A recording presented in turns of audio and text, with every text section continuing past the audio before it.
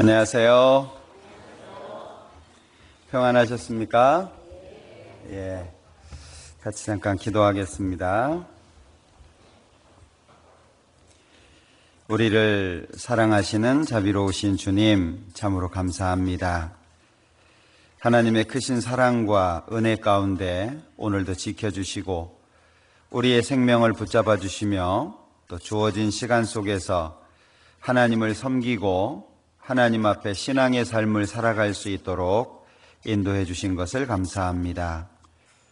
우리의 마음과 생각 하나님의 말씀으로 채워주시고 얼마의 삶을 살든 우리의 삶 속에 오직 하나님께서 존귀 되기를 원합니다. 하나님께서 원하시는 모든 뜻이 우리를 통해서 나타날 수 있도록 도와주시고 우리의 삶이 좌로나 우로나 치우치지 않고 하나님을 향해 바르게 나아가기를 원합니다. 우리 서울 강서교회 모든 형제 자매님들 한 사람 한 사람 일일이 기억해 주시고 그 모든 여건과 형편 가운데 가장 좋은 길로 이끌어 주시기를 원합니다.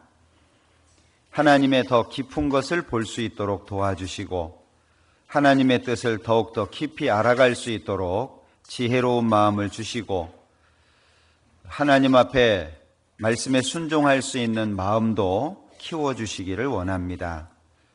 하나님께서 보시기에 합당치 않은 모든 것들을 제해 주시고 우리 서울 강서교회가 하나님을 기쁘시게 하는 교회, 하나님께 영광을 돌리는 교회가 되도록 더욱 다듬어 주시고 세워주시기를 원합니다.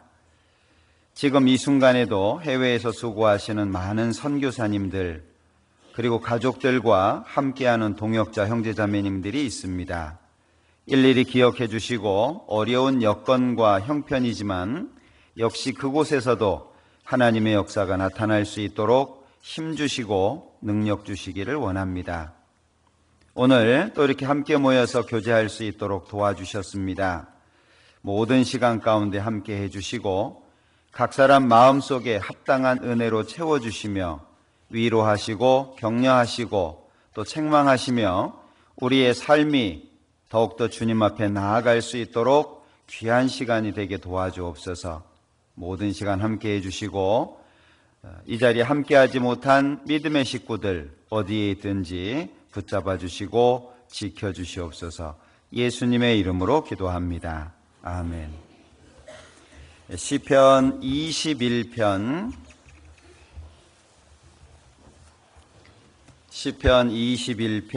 같이 교독하겠습니다. 제가 한 절하고 형제자매님들 한 절하고 번갈아 교독하죠. 시편 21편입니다. 여호와여, 왕이 주의 힘을 인하여 기뻐하며 주의 구원을 인하여 크게 즐거워하리이다.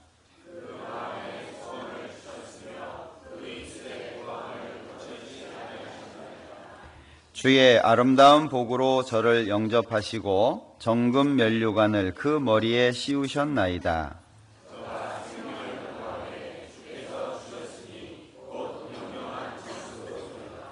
주의 구원으로 그 영광을 크게 하시고 존귀와 위엄으로 저에게 입히시나이다.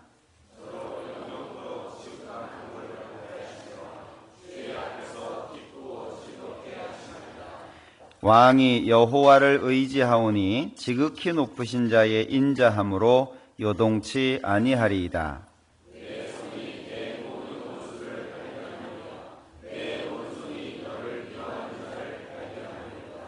네가 노할 때에 저희로 풀무 같게 할 것이라.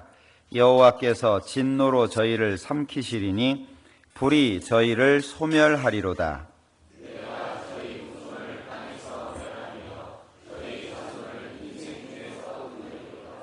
대저 저희는 너를 해하려 하여 계교를 품었으나 이루지 못하도다.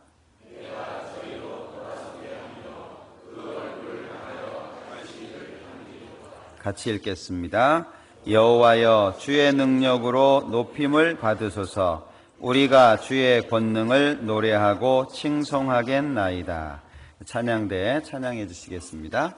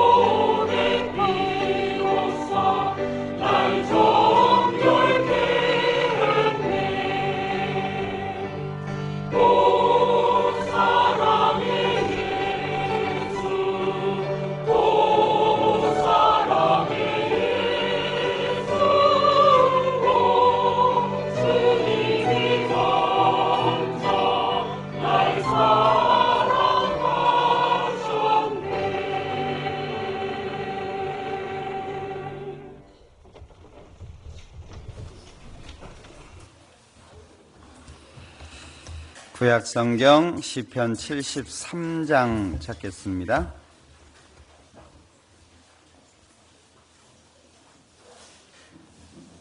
시편 73장 27절, 28절.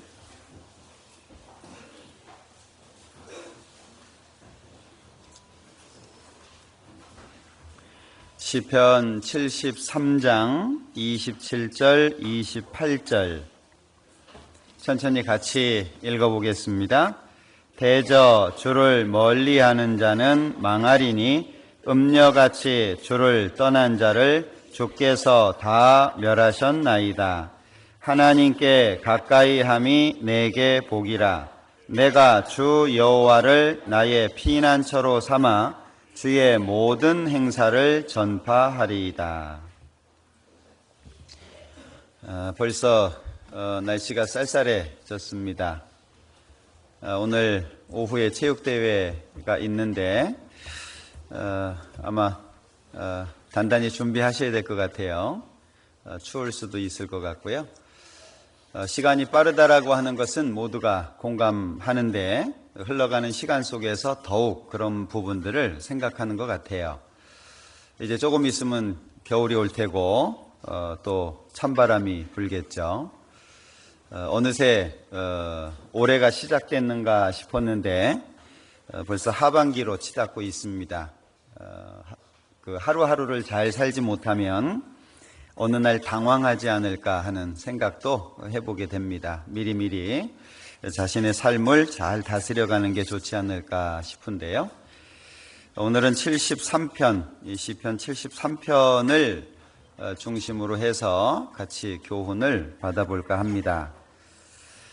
하나님은 이 성경에서 두 길에 대해 많이 말씀을 하셨습니다. 두 가지를 대조해가지고 계속 말씀하고 계시는데 하나님과 우상에 대해서도 계속 대조가 돼 있죠. 영생과 영벌, 빛과 어두움, 참과 거짓, 넓은 길과 좁은 길, 여러 가지 이렇게 대조가 돼 있죠. 순종과 불순종, 그리고 마태복음에서는 양과 염소, 이렇게 계속 두 길에 대해서 계속 이렇게 교훈하시는 내용이 성경에는 계속 나옵니다. 특히 예레미야 17장에 보면 사막의 떨기나무 그리고 물가에 심기운 나무 이렇게 대조가 돼 있죠.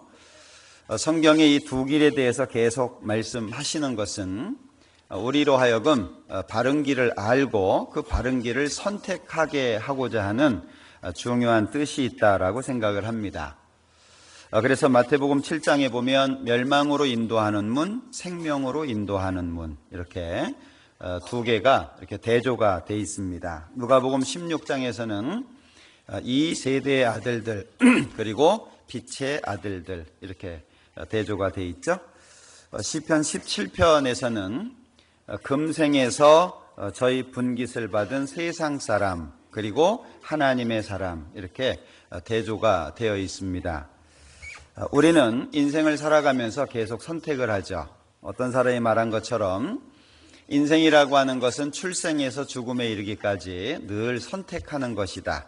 그래서 출생과 죽음 사이의 선택은 인간에게 주어진 숙제와 같다라고 얘기하기도 합니다. 어떤 경우에는 좋은 선택을 하기도 하고 어떤 경우에는 잘못된 선택을 하기도 하고 그런데 그 선택의 결과를 자기가 이렇게 담당하게 돼 있죠.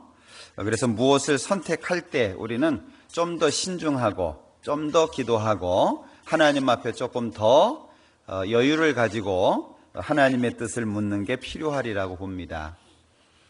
이 아담과 하와에게는 선악을 알게 하는 나무의 실과를 먹지 마라 이런 선택의 기로가 있었죠. 아담은 자유의지를 가지고 하나님의 말씀에 순종하기보다는 자기 아내의 말을 듣는 쪽을 선택하게 되죠.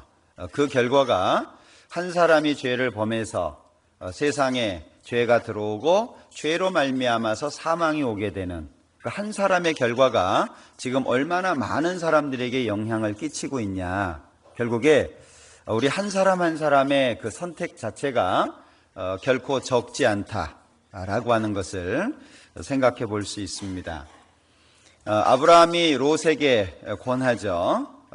온 땅이 내 앞에 있지 않냐. 네가 먼저 선택해라. 네가 우하면 나는 좌하고 네가 좌하면 나는 우할 거다. 그랬는데 역시 롯은 제대로 된 선택을 하지 못했습니다. 이 성경에는 복과 저주에 대한 말씀이 반복해서 계속 나오고 실제 사건들을 통해서 우리에게 많이 교훈을 해주고 있죠. 복과 저주.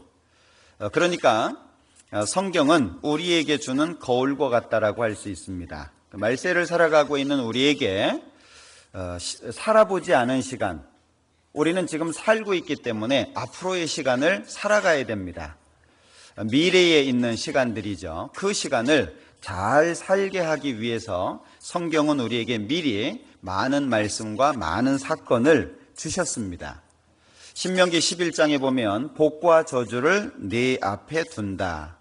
그러니까 복도 있고 저주도 있고 두 가지 중에 어떤 것을 선택할지 스스로 결정해라 라고 하는 거죠. 자, 그런가 하면 신명기 30장에 보면 너와 네 자손이 살기 위해서 생명을 택하라 라고 말씀합니다.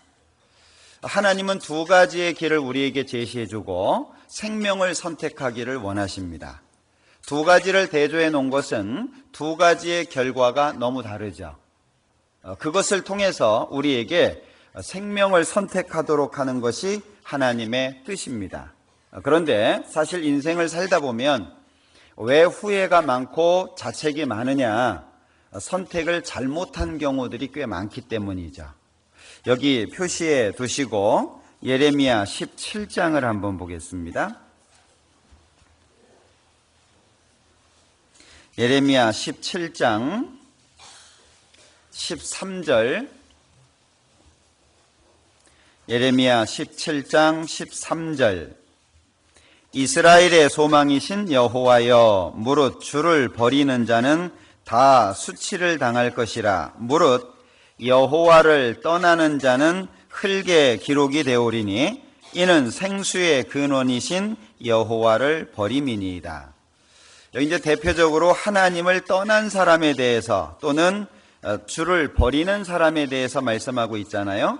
여기 흙의 기록이 된다라고 하는 것은 땅에다가 무엇을 쓰면 금방 지워지잖아요. 사람이 밟거나 또는 발로 이렇게 비비거나 하면 땅에 쓴 것은 쉽게 지워집니다. 이것과 대조가 되는 것이 누가복음 10장의 말씀인데 예수님께서 두 사람씩 짝지워 가지고 이제 70명의 제자를 보내시게 되잖아요. 그들이 돌아와 가지고 귀신들이 우리한테 항복합시다라고 너무 좋아했어요. 우리가 예수님의 이름으로 명령을 내리니까 귀신들도 항복하고 그런 것을 제자들이 너무 기뻐했습니다. 그래서 누가복음 10장 20절에 보면 예수님께서 하시는 말씀에 귀신들이 너에게 항복하는 것으로 기뻐하지 마라. 그거는 아주 작은 거, 별로 크지 않은 거다. 그렇게 말씀하시면서 너희 이름이 하늘에 기록된 것으로 기뻐해라. 너희 이름이 하나님 앞에 하늘에 기록되어 있는 것이 진짜 기쁜 일이다. 결국에 여기 흙에 기록이 된다라고 하는 것과 반대의 내용이 되겠죠. 하나님을 떠난 사람은 흙에 기록이 되겠고 하나님 안에 있는 사람은 하늘의 이름이 기록이 되겠죠. 이것도 역시 우리가 마음속에 두고 삶 속에 어떤 선택을 해야 될지에 대한 중요한 교훈이라고 생각을 합니다. 그래서 하나님을 선택하기 위해서 성경에서 올바른 것을 선택하기 위해서 우리가 알아야 될 것이 있어요. 그게 뭐냐면 모든 것이 하나님께 있다. 이걸 인정해야 됩니다. 어떤 분들은 성경에 예수님께서 구름 타고 오시리라 그 말씀을 저한테 물어요. 예수님이 구름 타고 오겠냐? 어떻게 구름을 타냐? 이건 말이 안 된다. 그러면서 이거는 비유적으로 은유적으로 표현한 것이지 진짜 구름 타는 게 아니다. 이렇게 얘기를 합니다. 저한테. 그럼 저는 반문을 해요. 저는 구름도 못 타시는 예수님은 안 믿습니다. 구름 타는 게 그렇게 어려우면 예수님을 뭐하러 믿습니까? 태초에 하나님이 천지를 창조하셨다. 우리는 창조주의이기 때문에 믿어요. 하나님이 전지전능하시기 때문에 믿습니다. 성경에 나타나 있는 많은 기적들, 정말 놀라운 일이죠. 인간의 지식으로는 이해할 수 없습니다. 그렇기 때문에 저는 능력자이시기 때문에 내 마음을 바꿔줄 수 있고 내 삶을 바꿔줄 수 있기 때문에 하나님 믿습니다. 그것이 아니라고 한다면 종교생활 아니겠습니까? 홍해가 갈라지는 것, 요단강이 갈라지는 것, 죽은 사람이 살아나는 것, 그리고 성경에 나타나 있는 많은 기적들. 어떤 사람들은 예수님이 갈릴리 바다 물 위 걸은 것 가지고 논란이 많습니다. 이걸 어떻게 믿을 수 있겠냐? 이게 과연 가능하냐? 그때도 역시 저는 다시 말합니다. 물 위를 걷지도 못하는 예수님은 저는 안 믿습니다. 우리 형제자매님들은 어떠십니까? 우리가 믿는 하나님이 어떤 분이며 내가 믿는 하나님이 나에게 어떤 분이냐, 이것이 명확해야 될 거예요. 역대상 29장입니다. 오후에 체육대회가 있지만 마음 내려놓고 말씀을 들으시면 좋을 것 같아요. 혹시 체육대회니까 조금 일찍 끝날까 하는 희망을 버리시고 차분히 갈 때까지 갑시다. 역대상 29장 11절 12절까지 11절 12절 같이 읽어봅니다. 여호와여, 광대하심과 권능과 영광과 이김과 위엄이 다 주께 속하였사오니 천지에 있는 것이 다 주의 것이로소이다. 여호와여, 주권도 주께 속하였사오니 주는 높으사 만유의 머리심이니이다. 부와 귀가 주께로 말미암고 또 주는 만유의 주제가 되사 손에 권세와 능력이 있사오니 모든 자를 크게 하심과 강하게 하심이 주의 손에 있나이다. 우리가 기본적으로 이 사실을 인정하는 게 필요합니다. 요즘에 제가 모임에 가면서 자주 드리는 말씀이 있어요. 세상에 많은 사람들이 이런 신 저런 신을 만들어 놨습니다. 없는 신입니다. 진짜 신이 아닙니다. 그럼에도 불구하고 있지도 않은 신을 만들어 놓고 자기 목숨을 바쳐가면서 섬깁니다. 특히 이슬람 같은 경우에는 알라신을 믿는 것으로 유명하지 않습니까? 예전에 그 호메이니라고 하는 사람이 있을 때 어떤 작가가 소설을 하나 썼습니다. 그게 자기들 신을 모독한다고 해가지고 살인 명령 내렸던 거 기억하십니까? 수백만 불의 현상금을 걸고 그 글을 쓴 사람을 죽이라고 명령을 했어요. 있지도 않은 신을 만들어 놓고 자기들 신이라고 생각하고 목숨 걸고 섬기는 겁니다. 제가 한동안 인도에 선교를 했을 때 인도는 힌두교인들이 가장 많지만 역시 이슬람교인들도 있습니다. 인도 사람들 중에. 그런데 파키스탄에서 내려와가지고요, 국경을 넘어서 와가지고 이 인도에 있는 그 외국 선교사죠, 목사 한 사람을 죽였어요. 왜냐하면 자기 사람을 침내줬다고. 있지도 않은 신을 그렇게 목숨을 바쳐가면서 섬기거든요. 그러니까 자기들이 섬기는 신, 그러면 절대적인 기준이 있는 겁니다. 그런데 이상하게 진짜 있는 하나님에 대해서는 대충 섬기는 것 같아요. 네? 하나님은 진짜 계신 분이잖아요. 유일하신 분이고 우주 만물을 창조하신 신인데 그 하나님을 섬기는 데는 갈등이 너무 많습니다. 한국에 이슬람 사람들이 많이 들어와 있는데요, 대학교에서 강의 중에 기도 시간이 딱 되면 자리 딱 펼치고 기도합니다. 강의를 하거나 말거나 옆 사람이 있거나 말거나 자리 딱 펴놓고 기도합니다. 한 교수님이 지금은 강의 시간이니까 끝나고 해라. 나중에 대사관에서 총장한테 전화가 왔어요. 왜 우리 용사가 우리 신에게 기도하는데 방해하냐? 전화가 왔습니다. 그 교수한테 개인적으로 전화가 갔어요. 너 죽인다. 그 교수가 그만뒀어요. 그런 사건들 기억하십니까? 자기들이 섬기는 신이다 그러면은요, 결코 자기들 신이 낮아지는 걸 용납하지 않습니다. 자기들 신을 섬기는 것은 주변 사람들과 아랑곳하지 않고 목숨 바쳐가면서 섬깁니다. 그런데 진짜 있는 하나님을 믿는 사람들은 갈등이 너무 많아요. 직장 생활 속에서, 대인관계 속에서, 작은 문제 속에서 그 하나님이 위대하심에도 불구하고 위대하심에 걸맞게 섬기지 못하는 것이 기독교인들입니다. 그래서 예수님하고 인터넷에 쳐보셔요. 그러면 그림들이 나올 텐데 아주 친근하게 마치 친구처럼, 옆집 아저씨처럼 뭐든지 다 용서해주고 뭐든지 다 받아주시는 분으로 이렇게 표현이 돼 있어요.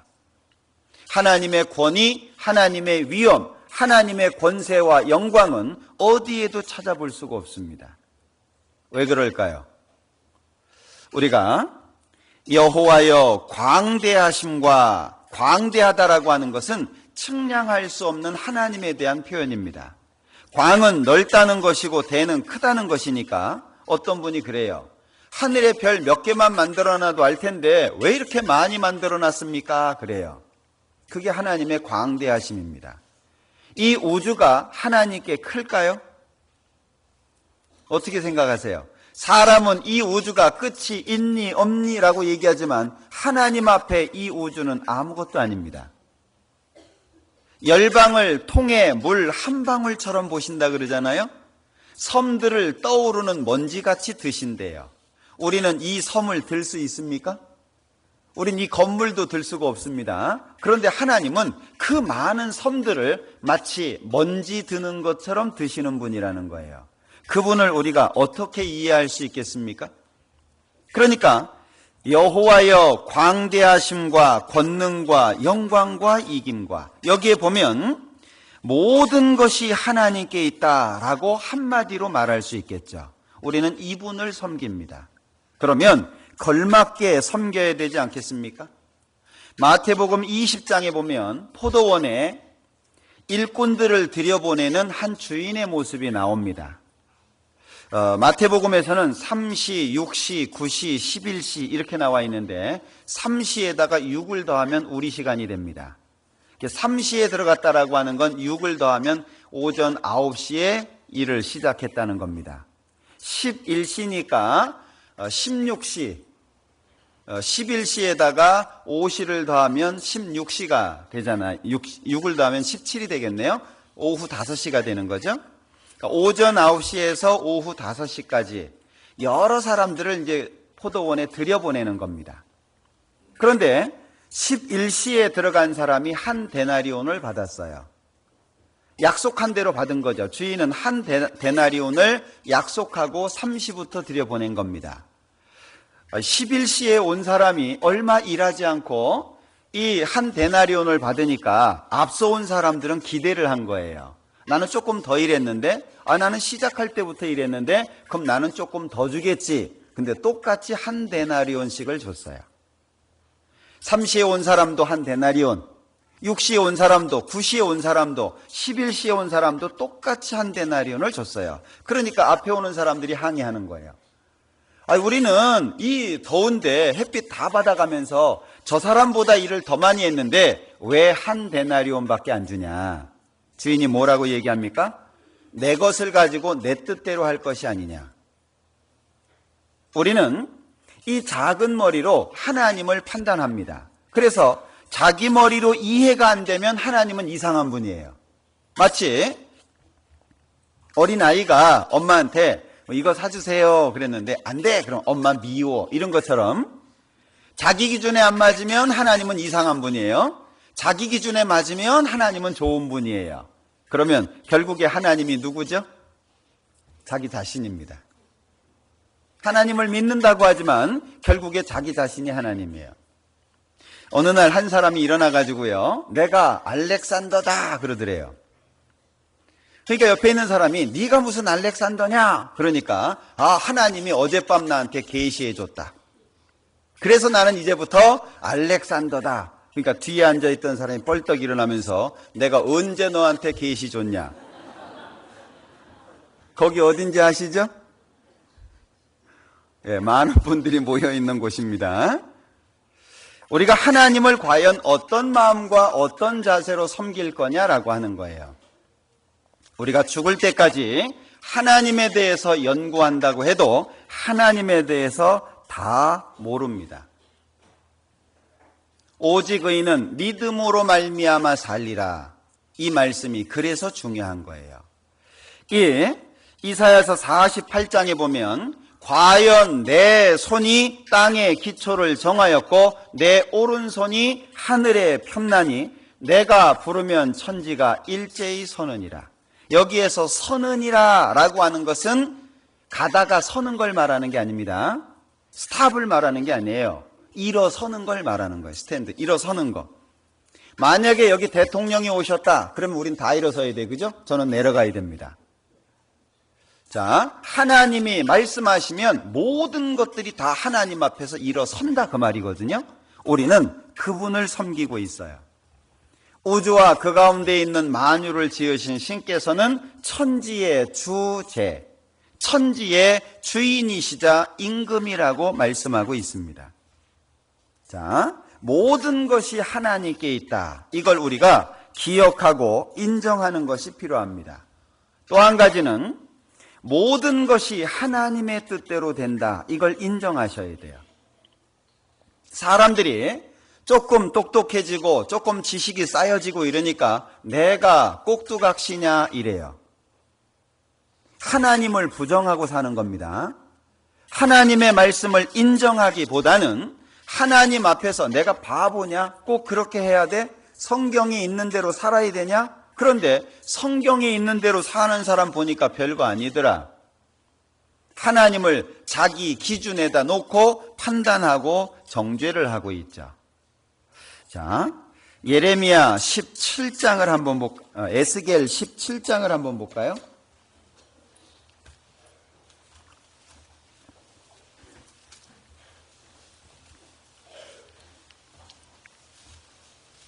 에스겔 17장 24절입니다.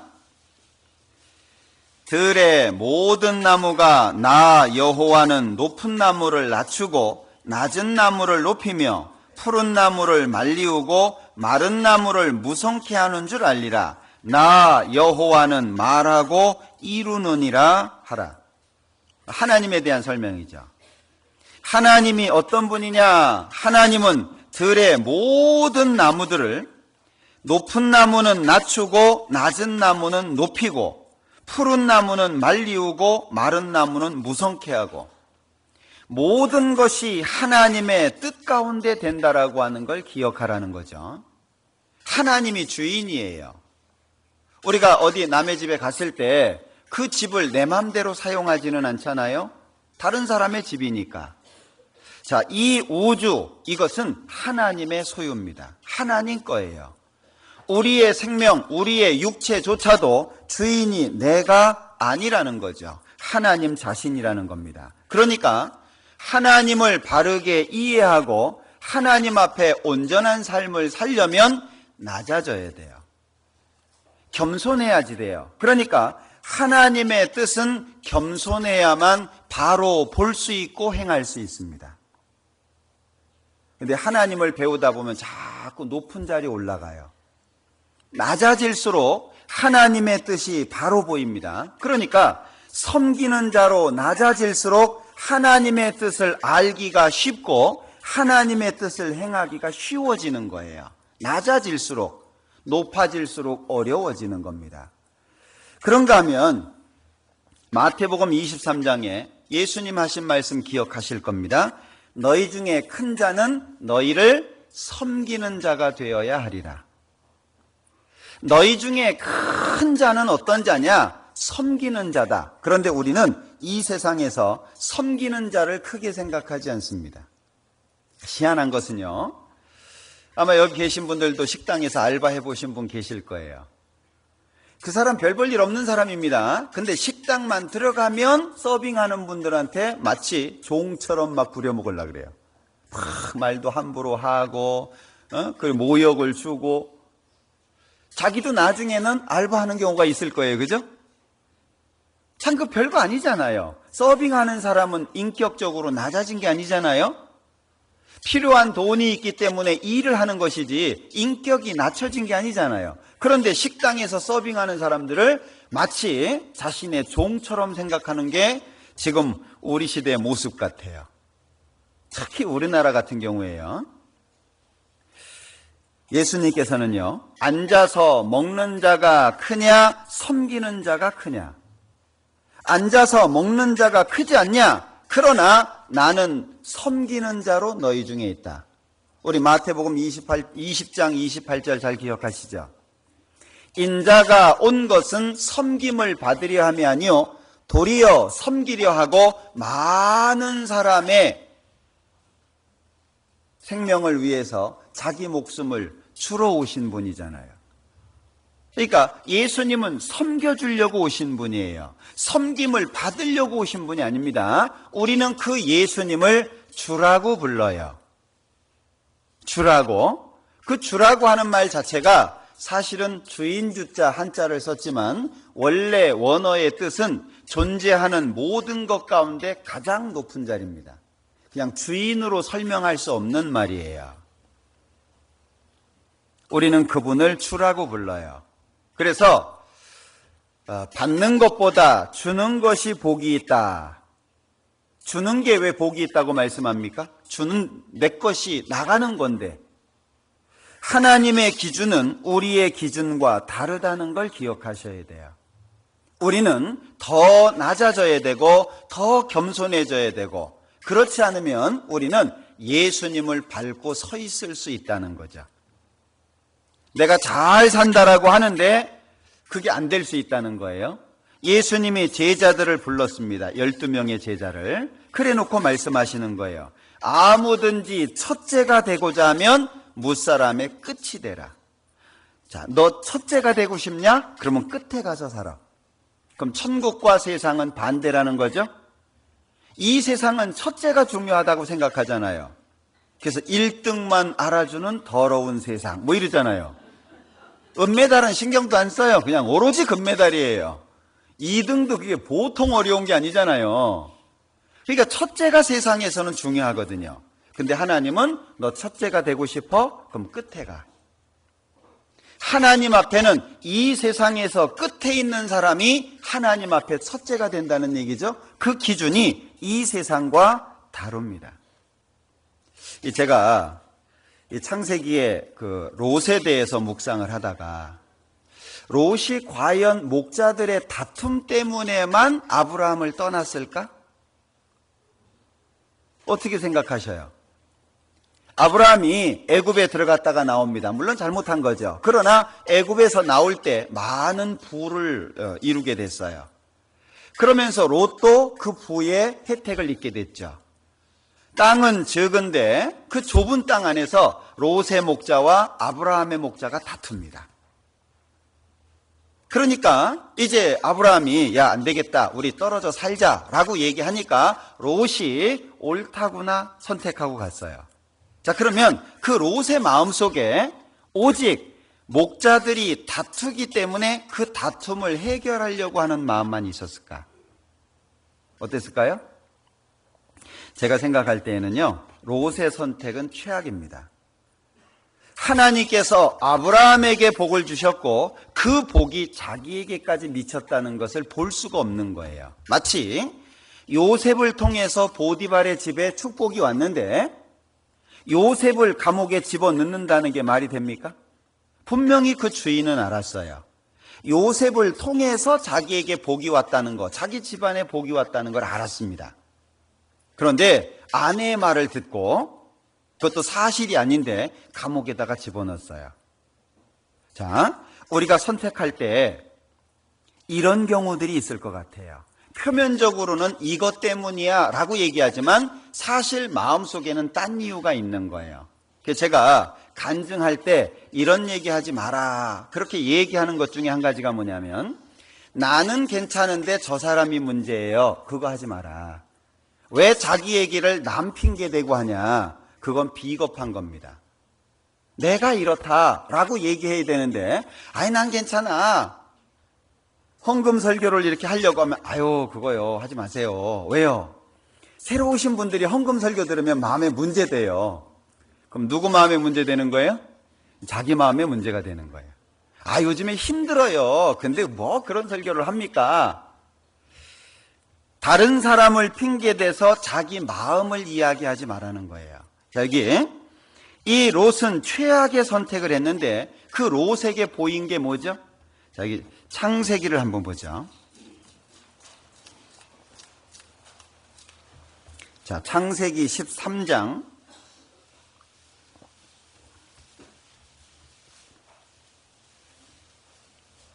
창세기 13장 10절 이에 롯이 눈을 들어 요단 들을 바라본즉 소알까지 온 땅에 물이 넉넉하니 이 롯이 본 것은 여기까지입니다. 롯이 본 게 뭐냐? 요단 들을 바라본즉 소알까지 온 땅에 물이 넉넉하니. 자, 짐승들을 키우는 사람입니다. 그 짐승을 키우는 사람에게 넓은 들과 푸른 초원 그리고 넉넉한 물은 최적의 조건입니다. 그러니까 넉넉하니 여기까지만 본 거예요. 그 뒤에 뭐가 있습니까? 여호와께서 소돔과 고모라를 멸하시기 전이었는고로 이게 안 보이는 거예요. 하나님께서 심판하시기 직전인데 그것은 안 보이고 온 들에 물이 넉넉한 거. 그러니까 이 롯의 눈에는 뭐가 보였습니까? 여호와의 동산 같고 애굽 땅과 같았더라. 이게 보인 거예요. 이 신앙생활을 하면서도 보면은요, 하나님의 말씀을 자기 필요한 것만 가져가시는 분들이 있어요. 말씀을 듣는데 나한테 별로 이렇게 안 받아들여지는 거, 내가 듣기 싫어하는 것들은 다 빼놓고 내가 좋아하는 부분만 딱 받아들일 수 있다는 거죠. 여기 롯은 보일 것이 안 보이고 안 보일 게 보인 거예요. 결국에 물이 온 들에 넉넉하다 이러니까 이게 여호와의 동산, 에덴 동산이잖아요. 에덴 동산처럼 보였고 애굽 땅 얼마나 기름진 땅입니까? 그것만 보인 거예요. 중간에 뭐가 감추어져 있습니까? 여호와께서 소돔과 고모라를 멸하시기 전이었는고로 이게 안 보이는 거예요. 우리가 신앙생활할 때 그렇거든요. 그러니까 이 롯이 온 땅에 넉넉한 물만 본 거예요. 결국에 이 롯은 여호와께서 멸하시기 전이었다. 이게 안 보이는 거예요. 요한복음 14장에 보면 빌립이 예수님께 아버지를 보여주시면 좋겠습니다. 이렇게 말하잖아요. 그러니까 예수님이 나를 본 자는 아버지를 보았는데 왜 아버지를 또 보이라고 하냐? 요한복음 10장에서는 아버지와 나는 하나다라고 말씀하거든요. 예수님이 너무 답답하셨어요. 유대인들도 못 알아봅니다. 야, 너 50도 안 됐는데 네가 아브라함을 봤어? 예수님이 말씀을 하시지만 그 예수님의 말씀이 마음속에 있을 자리가 없는 거예요. 요한복음 8장을 한번 보죠.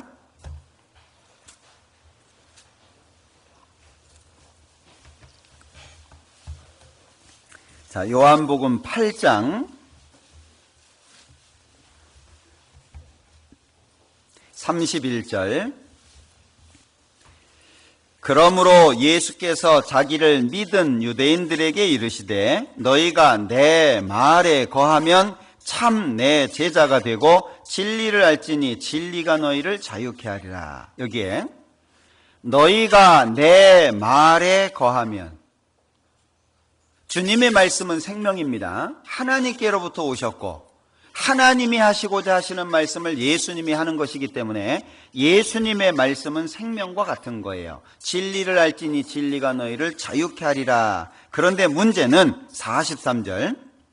어찌하여 내 말을 깨닫지 못하느냐? 이는 내 말을 들을 줄 알지 못함이로다. 분명히 예수님이 말씀을 하는데 그 예수님의 말씀을 받아들일 수 있는 마음 상태가 아닌 거죠. 자, 45절에 내가 진리를 말함으로 너희가 나를 믿지 아니하는도다. 47절에 하나님께 속한 자는 하나님의 말씀을 듣나니 너희가 듣지 아니함은 하나님께 속하지 아니하였음이로다. 왜 예수님의 말씀이 받아들여지지 않습니까? 들을 기가 없는 거예요. 하나님 편에 속해 있지 않다는 거죠. 시편 119편에 보면 구원이 악인에게서 멀어짐은 저희가 주의 율례를 구하지 아니함이니이다. 이런 말씀이 있는데 왜 구원이 멀어지냐? 왜 구원을 못 받고 그러냐? 하나님의 말씀하고 멀리 있기 때문이다. 그런 말씀이거든요. 구원을 받으려면 하나님과 가까이 가야 돼요. 그런데 여기 37절에 나도 너희가 아브라함의 자손인 줄을 아노라. 그러나 내 말이 너희 속에 있을 곳이 없으므로 나를 죽이려 하는도다. 자, 두 가지죠.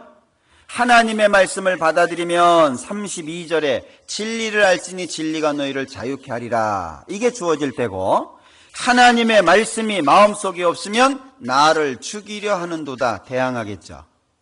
둘 중에 한 가지인 거예요. 많은 사람들이 지금 우리 시대에 하나님에 대해서 또는 성경 예수님에 대해서 모독하는 말과 행동들을 합니다. 이유가 뭐라고 생각되십니까? 하나님의 말씀이 마음속에 있을 곳이 없어서 그런 거예요. 하나님의 말씀이 그 속에 들어가면 그 사람은 바뀌도록 되어 있습니다. 그래서 이 성경에는 많은 교훈들, 직접적으로 간접적으로 많은 교훈들이 나와 있어요. 그 중에 시편 73편은 우리에게 굉장히 중요한 말씀입니다. 시편 73편 보죠. 1절입니다.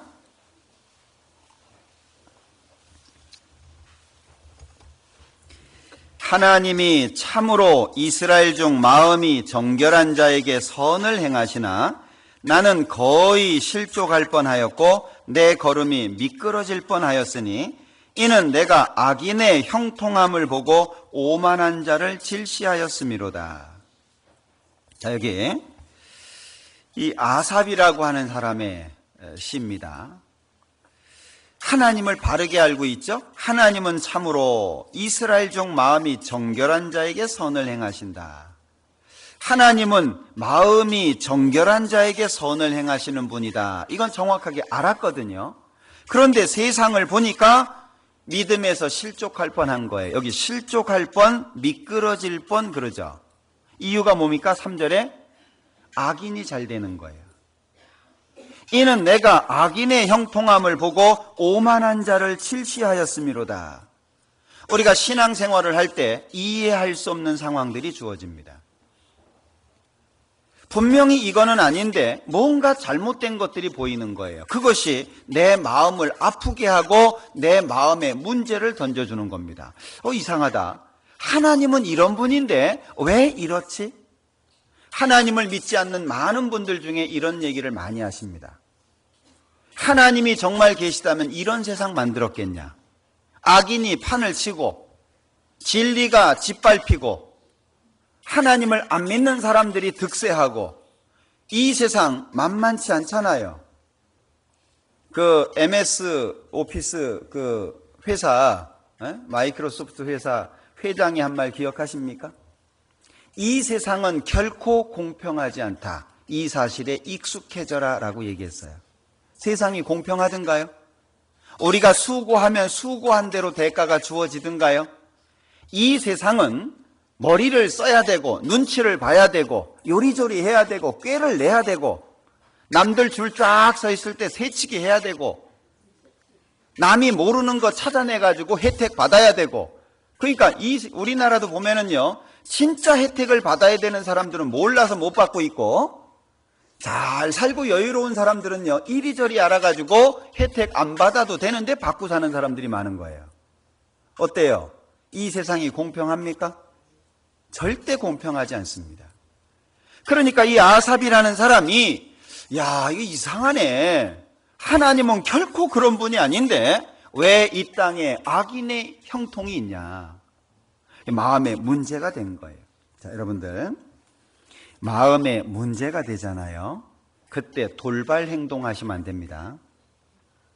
큰 문제가 생겨요. 신앙인은 한 발 잘못 옮기면 서너 발을 되돌아와야 되고, 한 발 잘못 옮기는 강도가 크면 10발을 되돌아와야 되는 상황이 생겨요. 그냥 한 발 나갔다고 한 발 돌아오는 게 아닙니다. 한 번 잘못하면 영영이 못 돌아올 수도 있어요. 그러니까 어떤 일이 있을 때 이 문제를 어떻게 해결할 거냐, 이게 중요한 거예요. 예레미야 12장을 한번 보죠.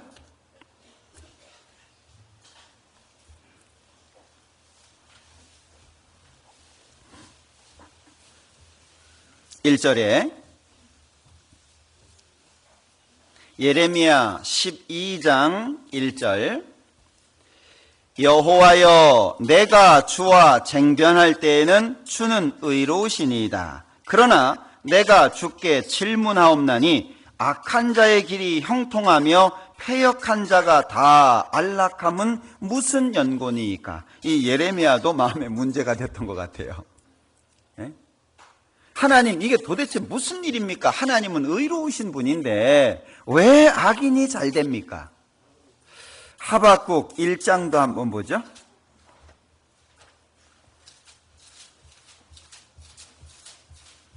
하박국 1장 1절입니다. 선지자 하박국의 묵시로 받은 경고라. 여호와여 내가 부르짖어도 주께서 듣지 아니하시니 어느 때까지리까? 내가 강포를 인하여 외쳐도 주께서 구원치 아니하시나이다. 어찌하여 나로 간악을 보게 하시며 패역을 목도하게 하시나이까? 대저 겁탈과 강포가 내 앞에 있고 변론과 분쟁이 일어났나이다. 이러므로 율법이 해이하고 공의가 아주 시행되지 못하오니 이는 악인이 의인을 애워쌌으므로 공의가 굽게 행함이니이다. 하박국 선지자도 이 하박국서는 두 가지의 하나님께 대한 질문과 두 가지의 하나님으로부터의 답변, 그리고 3장에 가서는 이 하박국의 기도가 되어 있는, 내용이 되어 있는 성경이잖아요. 너무 답답하니까 하나님 앞에 두 번이나 질문을 한 거예요. 이 세상을 살아갈 때 우리가 기억해야 될 것이 있습니다. 세상은 공평하지 않다. 이거 기억하셔야 돼요. 그러니까 이 세상에서 공평을 부르짖고 이 세상에서 자기 권리를 다 찾으려고 하는 사람은 신앙생활하기 어렵습니다. 제가 예전에 신앙생활을 할 때 어떤 청년이요, 정의감이 너무 커요. 이분이 그냥 길 가다가 막 불의를 못 봐. 자기 기준의 불의죠. 오만 싸우면 다 간섭해. 그냥 가도 되는데 막 자기가 그냥 막 재판관이 돼가지고 해결을 해줘야 돼요. 그래서 가끔 경찰서에서 연락이 와. 얼마 후에 교회 떠났어요. 신앙생활하기 어렵죠.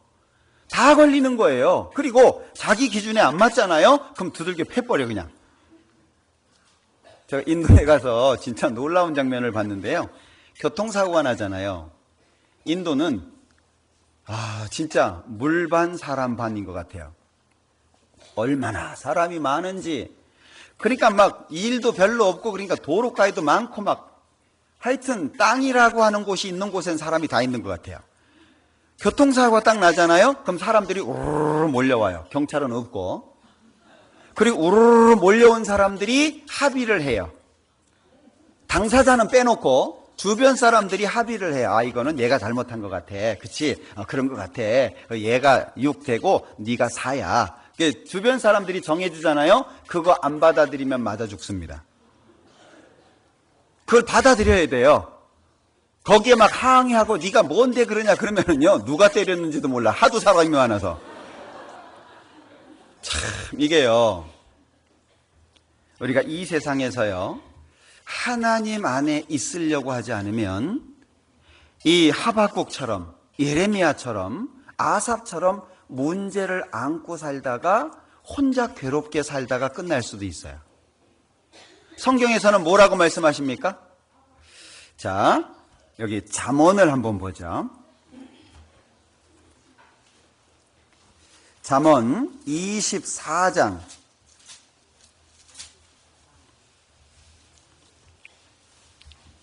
잠언 24장 1절입니다. 너는 악인의 형통을 부러워하지 말며 그와 함께 있기도 원하지 말지어다. 악인의 형통을 부러워하지 말며, 이게 이제 하나님의 말씀이거든요. 그러니까 이 세상에서는요, 하나님의 말씀을 붙들지 않으면 우리 마음은 어떻게 언제 넘어질지 모르는 거예요. 나는 의인이라고 생각하거든요. 난 잘못한 거 없어. 저 사람이 잘못한 거잖아.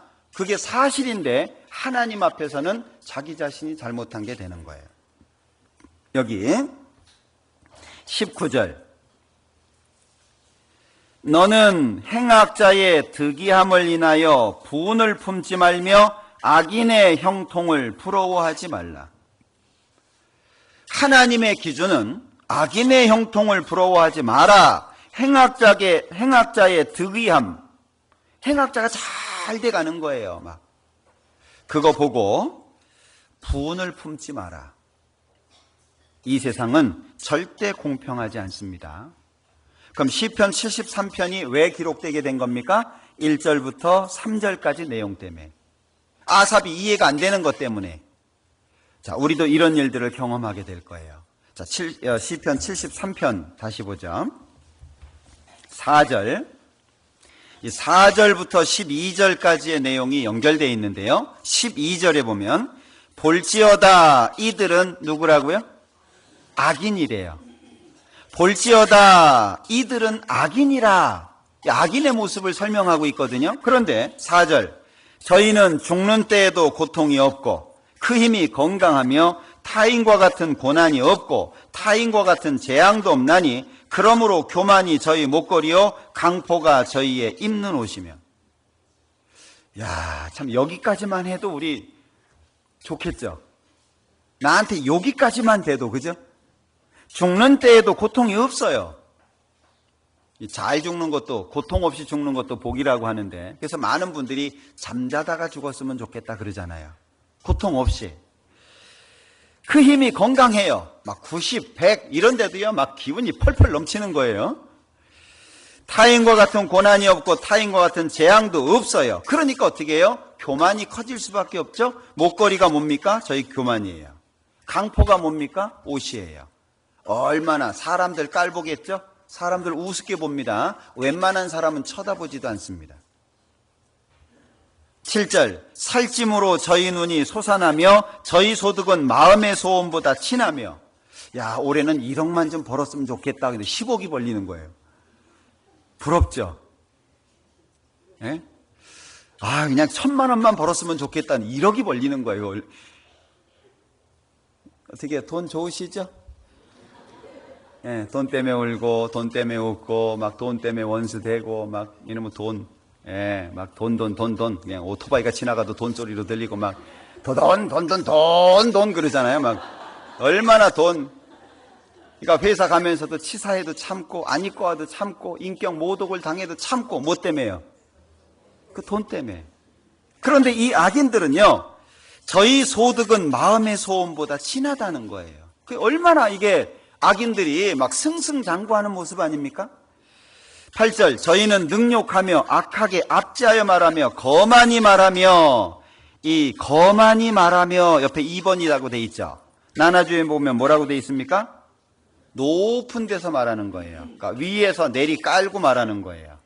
응? 마치 주인이 자기 종한테 명령하듯이 높은 데 올라간 거죠. 9절에 저희 입은 하늘에 두고 저희 혀는 땅에 두루 다니도다. 입이 하늘에 있고 혀가 땅을 두루 돌아다녀요. 무서운 게 있습니까? 하나님도 안 무서운 거예요. 그러니까 하늘에 두고 옆에 3번이라고 돼 있죠. 하나님을 대적하는 겁니다. 나나주에 보면 하늘을 대적하고, 하나님이 어디 있냐고, 있으면 나와보라고. 여러분들 어떤 소설에 보면 하나님 내려와 보라고, 나랑 한판 떠보자고, 막 그런 소설도 있습니다. 유명한 사람이 쓴 소설이에요. 나중에 하나님이 물으실 거예요. 너 나와봐. 그대로 되니까요. 사필 규정이잖아요. 사필 규정이 뭐예요? 사, 모든 일이, 필, 반드시, 귀, 돌아간다. 뭘로? 정으로. 그 정자가 바를 정자입니다. 정이신 하나님이 계시기 때문에 그런 거예요. 하나님의 보좌는 공의라고 말씀하거든요. 모든 것이 하나님의 공의로 마지막에 끝나게 될 거예요. 그러니까 10절에 보면 그러므로 그 백성이 이리로 돌아와서 잔에 가득한 물을 마시며 말하기를 하나님이 어찌알랴 지극히 높은 자에게 지식이 있으랴 하도다. 하나님이 알긴 뭘 알아. 하나님 아무것도 아니라는 거죠. 12절 볼지어다 이들은 악이니라 항상 평안하고 재물은 더하도다. 자, 이 모습 속에 의인은 어떤 마음 듭니까? 의인은 그게 13절이에요. 13절 내가 내 마음을 정의하며 깨끗하게 하며 내 손을 씻어 무죄하다 한 것이 실로 헛되도다. 야, 나 참 바보처럼 살았네. 이렇게 살 필요 있나? 악인이 잘 되는데, 하나님이 계심에도 불구하고 악인이 잘 되는데 굳이 내가 교회 나올 필요 있나? 말씀 들을 필요 있나? 세상에서 더 바둥거리고 사는 게 더 낫지 않나? 하나님 떠나서 악인처럼 사는 것이 더 낫지 않나? 뭔가 우리의 마음속에서요, 이 올라오는 거예요. 그죠? 우리 올라오죠? 올라올 때 꽤 있죠? 에휴, 나는 언제나 저런 차를 타보나. 저 인간은 무슨 복을 타고났길래 저런 차를 타고 다니나. 예? 복도 많지, 참. 예, 그래서 어떤 분은 귀가 이렇게 늘어져 있으면은 그게 복된 귀라고, 예? 뭐 얘기도 하고 그러잖아요. 예? 자, 우리 마음 아플 때 많죠? 14절. 나는 종일 재앙을 당하며 아침마다 징책을 보았도다. 오히려 하나님을 믿는데 어려움은 많고 방해는 많고 힘든 일들은 자꾸 생기고 원치 않은 일들은 자꾸 나를 어렵게 하는 거예요. 아침마다 징책을 보았도다. 이게 얼마나 어려워요. 그러니까 아삽이라고 하는 사람이 13절, 14절이 마음속에 계속 올라오는 거죠. 야, 내가 뭐 하려고 하나님 믿었냐? 뭐 하려고 신앙생활을 하고 내가 뭐 하려고 이렇게 사냐? 심하면 이 짓을 하냐? 뭐 이럴 거 아니에요. 그런데요, 여기 하나님의 뜻을 따라서 산 것에 대한 회의가 들잖아요. 이거 정말 조심해야 되거든요. 시편 42편에 보면 사람들이 종일 나더러 하는 말이 네 하나님 어디 있냐? 하나님이 계신데 왜 이런 일이 생겼냐? 너 하나님 믿는다며 왜 이렇게 가난하냐? 너 하나님 믿는다며 왜 이렇게 안 되냐? 네 하나님께 기도해가지고 도와달라고 해라. 너 하나님 어디 있냐? 이런 얘기 많이 들으시죠? 예. 그때 우리 마음이 어떻습니까? 아휴, 내가 이걸 때려쳐. 하나님 믿어봐야 별거 없네. 사실 구원받은 사람들이 어려움 많이 겪습니다. 하나님을 믿는다라고 하는 사람들이 어려움 많이 겪습니다. 왜 그럴까요? 그 이유를 우리가 찾아야 돼요. 여기 시편 55편을 한번 볼까요?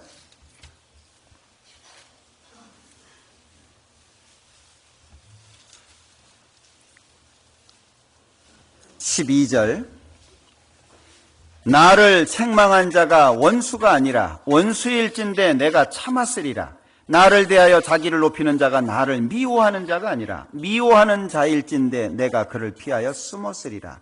그가 곧 너로다. 나의 동류, 나의 동무요, 나의 가까운 친으로다.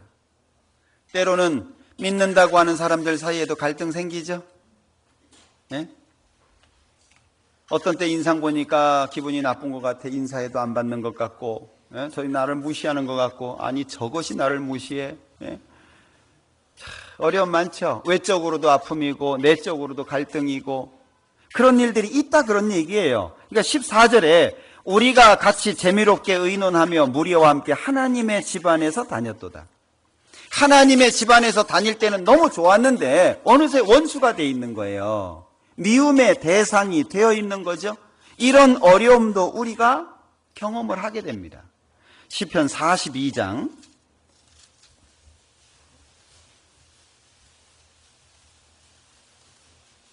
3절입니다. 사람들이 종일 나더러 하는 말이 네 하나님이 어디 있느냐 하니 내 눈물이 주야로 내 음식이 되었도다. 내가 전에 성의를 지키는 무리와 동행하여 기쁨과 찬송의 소리를 바라며 저희를 하나님의 집으로 인도하였더니 이제 이 일을 기억하고 내 마음이 상하는도다. 기껏 전도해놨더니 뒤에 가가지고 2단이니 3단이니 뭐 죽일 놈이니 살릴 놈이니 막 구원 받았다고 좋아가지고 눈물 펑펑 흘리고 막 정말 고맙다고 네가 아니었으면 내가 지옥 갈 뻔했다고 그래놓고 뒤돌아 서가지고서는 저놈이 나를 지옥 데리고 갈 뻔했다고 많죠. 예. 제가 원주에서 목회할 때 사람들이 정말 어리석은 것 같아요. 교회 나오시는 자매님이 한 분 있었어요. 이분이 간호사였었는데 남편이 너무 싫어하는 거예요.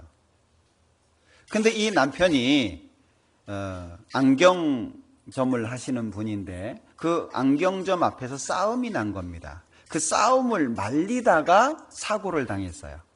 응? 싸움을 말리다가 이 술에 취한 한 사람이 병을 깨가지고 여기를 이렇게 찔른 겁니다.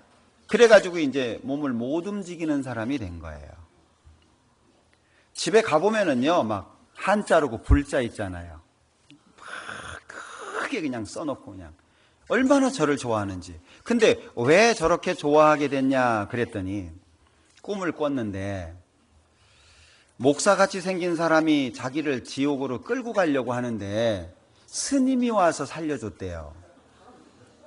꿈속에서 그 꿈이 반대가 됐으면 정말 좋았을 텐데 역할이 좀 바뀌었어요. 그 다음부터는요, 그 꿈 때문에 자기가 꾼 그 꿈 때문에 하나님을 그렇게 싫어하는 거예요. 지금 자매님도 못 나와요, 교회를. 참 어렵죠. 한때는 함께 신앙생활을 하고 함께 찬송을 하고 함께 웃고 그럴 수 있는 시간이 있어서 얼마나 좋은데 어떤 경우에는 그것 때문에 마음이 상하는 경우도 있는 거예요. 여기 4절 후반부에 이제 이 일을 기억하고 내 마음이 상하였다라고 말하잖아요. 신앙생활이 쉬운 게 아닙니다. 우리가 신앙생활을 할 때 이 아삽처럼 악인의 형통을 보고 마음에 문제가 돼서 여기 13절, 14절이 행동으로 나오면 안 돼요. 마음속에 갈등할 수는 있겠죠. 갈등이 없다면 로봇이죠. 갈등이 있을 수는 있어요. 그러나 그 갈등을 행동으로 밖으로 내놓으면 안 돼요. 그래서 시편 73편 15절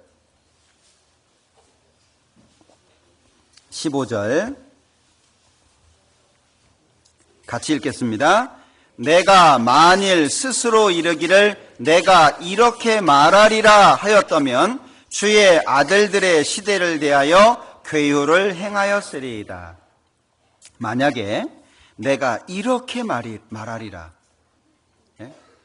우리 말할 때 있잖아요. 말할 때. 예? 우리 말을 할 때 형제자매님들하고 말할 때도 그렇고 자녀들하고 말할 때도 그렇고 부정적인 얘기나 남의 흉은 얘기하는 게 아니에요. 응? 어떤 분들은요, 말을 옮겨. 무슨 책임감을 그렇게 크게 가졌다고 막 좋지도 않은 얘기를 막 끝까지 알려줘야 돼. 야, 제가 이랬대 저랬대 오 그랬대. 사람들은 반응이 그렇거든요. 좋은 얘기보다 나쁜 얘기는 흥미로워요. 그죠? 그러니까 뱃속 깊은 데로 내려가는 말이 있어요. 그 안 없어지거든요. 얼마나 그냥 맛이 좋고 재미있는지 가끔 꺼내가지고 다시 또 이렇게 씹어보고 그러거든요. 그걸 뭐하러 얘기하냐고. 자매님들이 집에 가가지고 형제님들한테 오늘 교회 갔는데 뭐 이러쿵 저러쿵 이랬고 저랬고 그러면 형제가 신앙이 좋아질까요? 어떻게 될 것 같아요? 이 하나님의 교회 안에는 눈이 밝은 게 필요합니다. 잘 안 보여요. 외적으로는 잘 안 보입니다. 여러분들 성막 기억하시죠? 성막을 보면 성소가 있어요. 두 칸으로 되어 있는 방이 있잖아요. 그 방을 덮는 덮개가 4가지가 있습니다. 4개 덮개로 이렇게 위에를 덮은 거예요. 밑에는 판자로 세워가지고 방을 만들었고 위에는 덮개로 이렇게 덮었는데 4개의 덮개가 있단 말이죠. 제일 바깥에 게 뭐예요? 물돼지 가죽이에요. 물돼지 가죽이 어떤 색깔이냐면 회색 빛바란 거, 아주 칙칙하고 별로 볼품없는 그런 색깔로 맨 위에를 덮어요. 그리고 그 안에 한 칸 들어가면 빨간색, 빨간 물들인 덮개를 합니다. 예수님의 피를 가리키는 거죠. 그리고 그 안에 들어가면 하얀 염소털로 만든 하얀색의 덮개를 덮어요. 그러니까 예수님의 피를 통과하면 하얗게 돼야 되는 거예요. 그리고 그 안에 들어가면 맨 안쪽에는 4가지의 색깔로 수를 놓은 천사들이 수가 놓아져 있어요.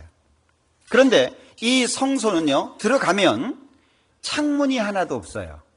조각목이라고 하는 나무에다가 금을 씌워가지고 판자를 세운 거예요. 그러니까 전부 금이죠. 그런데 그 안에 딱 들어가면은요, 성소는 촛대가 있어요. 그 앞에 정면에는 향단이 있어요. 향을 피워놨어요. 예? 향단이가 그 향단이가 아닙니다. 예? 향단, 향을 피워 올리는 단이 있어요. 그리고 오른쪽에는 떡상, 이스라엘 12지파를 상징하는 떡상 12덩어리의 떡이 올려져 있는 상이 있습니다. 그러니까 창문은 없어요. 전부 금으로 씌웠어요. 근데 그 안에 초에서 불이 타고 있어요. 촛불이. 근데 위에 보면요, 4가지의 색깔. 예, 그 색깔로 술을 쫙 놨어요. 얼마나 멋져요? 촛불이 타고 있습니다. 황금의 반사가 됩니다. 그 색깔요, 진짜 환상적인 색입니다. 거기에 천정을 딱 보면은요, 4가지 색깔로 천사가 쫙 수 놓아져 있는 거예요. 정말 멋집니다. 근데 그게 밖에서 보여요? 안 보여요. 그게 문제예요. 그러니까 속이 안 보이는 사람은 계속 말을 전하는 거예요. 아유, 그 물돼지 껍데기요. 그 색깔도 다발해가지고 그거 볼 것도 없고, 야, 그거 갖다 버려도 될 거요. 겉에서 보면은요, 안 보이는 거예요. 그러니까 말을 옮기는 사람은 뭘 보고 있는 거예요? 껍데기 보고 있는 거예요. 그 신앙적이지 않은 사람이기 때문에 말을 옮기는 거예요. 속을 봐야 돼요, 속을. 속에 보면 너무나도 멋진 것들이 있어요. 그러니까 여기 15절에서 말씀하는 것처럼 13절, 14절에 마음이 되잖아요. 그거 밖으로 행동하면 안 돼요. 나중에 하나님이 그거 책망하시면 어떨 거예요? 나는 옳다고 생각을 했는데 이렇게 생각할 수 있는 게 충분히 이유가 있잖아요. 하나님은 의로운 분인데 왜 악인이 형통하냐? 얘기할 수 있잖아요. 그런데 그것이 행동으로 나오죠? 나중에 하나님이 책망하시면 어떻게 할 거예요? 그러니까 여기 15절에 있는 것처럼 내가 만일 스스로 이르기를 내가 이렇게 말하리라. 아이, 뭐 믿는 것들 뭐 똑같아. 믿어봐야 뭐 겉으로만 믿는 척하지. 교회에서나 웃는 척하지. 집에 가면 똑같아. 그런 말을 절대 하면 안 됩니다. 그러면 주의 아들들의 시대를 대하여 괴효를 행하였으리라. 어떻게 행동합니까? 이제 육신대로 행동하죠. 교회 안에서도 믿는다고 하면서도 말 함부로 하고 다른 사람 상처 입는 거 생각 안 하고 자기 하고 싶은 대로 다 하는 거죠. 자, 그런데 이 아삽은 참 잘했어요. 뭘 잘했습니까? 16절에 내가 어찌면 이를 알까 하여. 행동으로 옮긴 게 아니죠. 내가 어찌면 이를 알까 하여 생각한즉 내게 심히 곤란하더니, 이 심히 곤란하더니 이것을 다른 한글 번역에는요 어떻게 표현된 게 있냐면 눈이 아프도록 고생했다 이렇게 표현한 게 있어요. 얼마나 울었을 거예요. 하나님 앞에 원통하기도 했을 거 아니에요? 얼마나 마음이 아팠겠어요. 그러니까 하나님 앞에 심히 곤란했다. 하나님, 이게 도대체 무슨 뜻입니까? 왜 이렇습니까? 왜 악인이 형통합니까? 이걸 이해하는데 심히 곤란했다. 너무 어려운 문제예요. 이해하기가 어려운 문제예요. 우리 짧은 지식으로는 이해하기 어렵다 그 얘기예요. 그럼 내가 이해하기 어려울 때에는 어떻게 해요? 기도 가운데 기다리라는 거예요. 무슨 일이 생기면은요, 무릎부터 꿇으라는 거예요. 말하기 전에, 행동하기 전에 무릎부터 꿇으라는 거예요. 하나님 앞에, 하나님, 이게 왜 이런 일이 우리가 잠언 19장에 보면 지식 없는 소원은 선치 못하고 발이 급한 사람은 그릇 간다. 이 발이 급한 사람은 그릇 간다. 사람이 미련함으로 자기 길을 굽게 하고 나중에 누구 원망해요? 마음으로 하나님 원망하는 거예요. 아니 회식 기어코 자기가 가가지고 기도하는 거, 하나님 오늘 저 술 안 먹게 해주세요. 근데 옆에서 자꾸 권하네. 예? 아유 이게 요즘엔 음료수요 그냥 받아만 놔. 예? 너 안 먹어도 괜찮아. 일단 받아. 일단 받으면 뭐라 그래요? 야 받았는데 그냥 맛이라도 봐야지. 혀만 대. 혀만 딱 됐는데 그날따라 이게 또 그냥 막 땡기네. 막 찌리리 하고 땡기잖아요. 그러면 야 혀 됐는데 그 먹은 거나 마찬가지 한 잔만 해. 그 다음부터 이제 무장해제죠. 예? 노세 젊어서 노세 막 넥타이 머리에 그냥 막 감아가면서 그냥 막 할 거 안 할 거 다 하죠. 그래 놓고 나중에 뭐라 그래요? 하나님 내가 기도했잖아요. 술 안 먹게 해달라고 기도했잖아요. 이게요 사람이 미련하기 때문에 자기 길을 굽게 하는 거예요. 근데 마음으로 하나님을 원망한다니까요. 그러니까 사람은 판단하기 좋아하고 정죄하기 좋아하고 하나님 자리에 올라가기를 좋아하는 거예요. 그 하나님 외에는 올라가면 안 되는 자리입니다. 자, 송사의 원고의 말이 바른 것 같은데 피고가 와서 밝히잖아요. 그러니까 내가 생각한 것이 꼭 맞는 것이 아닐 수 있는 거예요. 그런데 행동을 먼저 해버리면 나중에 하나님이 책망하실 때 어떻게 되겠습니까? 잠언 20장에 보면 함부로 이 물건을 거룩하다 해서 서원하고 그 후에 살피면 뭐가 된대요? 그물이 된대요. 그것이 자기한테 올무가 되는 거예요. 자기 중심적이거나 감정적인 사람은 자기 편한 대로 살게 돼 있습니다. 자, 우리 집에 시부모님이 왔어요. 우리 어떻게 살까요? 자, 우리 집에 장관이 며칠 묵으러 왔어요. 대통령이 며칠 묵으러 왔어요. 아니, 하루 묵으러 왔어요. 그럼 어떻게 해요? 온 신경이 거기 집중되겠죠. 근데 우리는 우주 만물을 창조하신 하나님을 섬기고 살아요. 얼만큼 부담감 갖고 사세요? 그만큼이군요. 엄청 부담감이 있네요.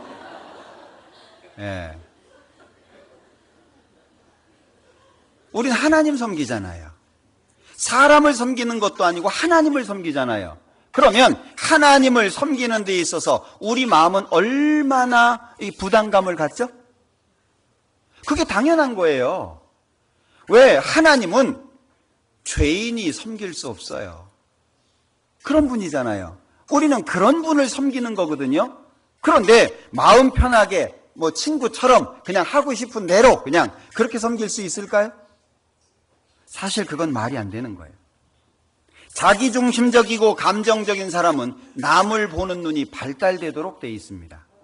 그러니까 타인의 잘못은 크게 생각하고 자신의 잘못은 합리화시키는 거예요. 아유 그것도 이해 못하고 쫀쫀하기는. 자기가 남을 얘기할 때는 어떻게 구원받은 사람이 그럴 수 있냐 그래놓고 자기가 얘기할 때 이해해 뭐 다 그럴 수 있지. 그렇게 될 수밖에 없는 거예요. 자, 밤입니다. 지금이 밤입니다. 집안에 불을 환하게 켜놨어요. 밖이 보일까요? 예? 밖이 보일까요? 절대 안 보입니다. 그런데 집안에 불이 꺼졌어요. 그럼 밖이 잘 보이죠? 그러면 남이 잘 보인다는 것은 뭘 말하는 겁니까? 자기 안에 불이 꺼져가고 있다는 거예요. 내 안에 불이 꺼져가고 있다는 거예요. 그건 불변의 진리입니다. 집안에 불이 밝으면 밖이 안 보이도록 돼 있어요. 그러니까 수직적인 관계가 먼저가 되도록 돼 있어요. 하나님 앞에 나. 그런데 집안에 불이 꺼지잖아요. 수평적인 게 보이기 시작하는 거예요. 여러분들 형제 자매들 간의 관계가 좋다고 하나님 관계가 좋을까요?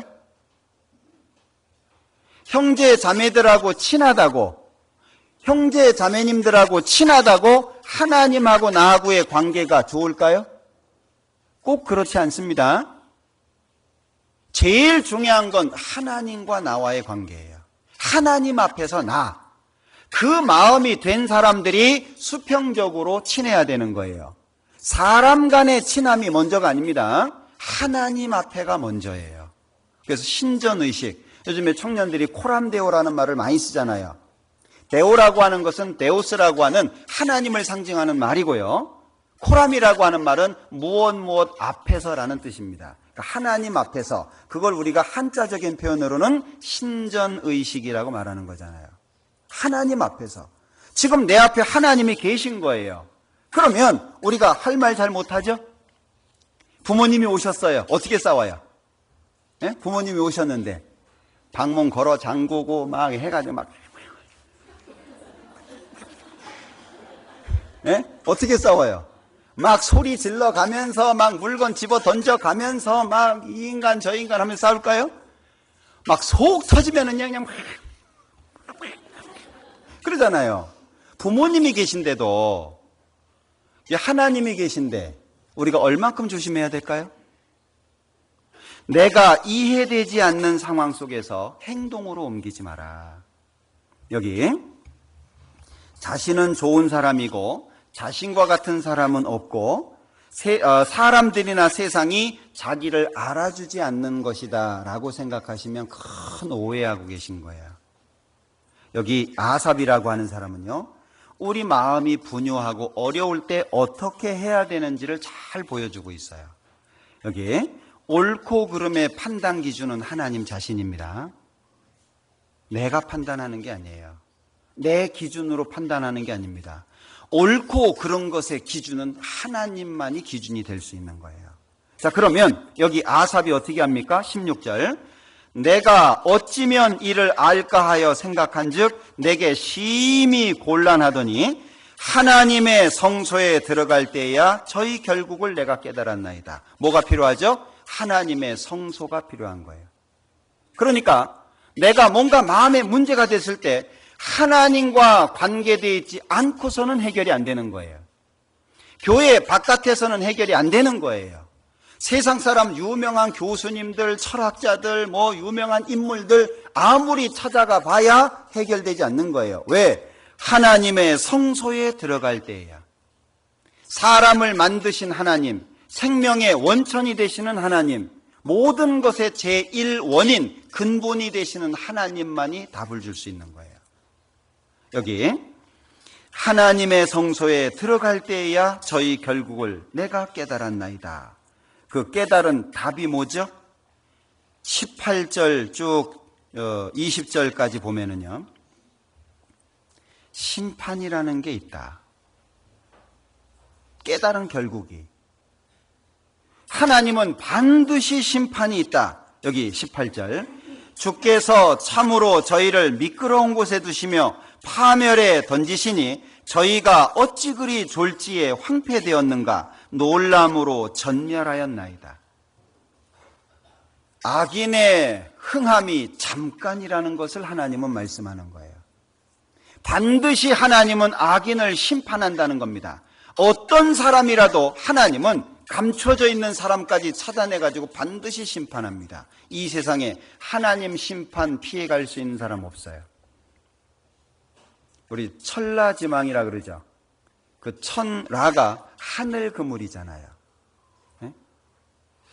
이 하나님이요, 한 사람도 죄를 짓고 피할 수 없도록 하시는 분입니다.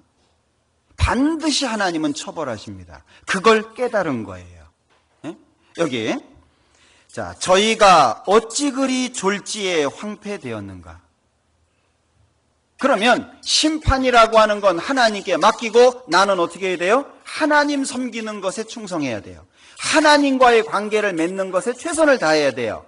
세상 사람 악인의 형통을 보고 나를 망가뜨리는 것은 하나님 앞에 심판을 자취하는 것과 같아요. 그래서 누구 때문에 신앙이 아니에요. 불구하고 신앙입니다.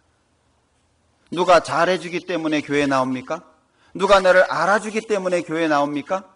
교회가 분위기가 마음에 들고 찬송이 좋으니까 교회 나옵니까? 아닙니다. 하나님 때문이에요.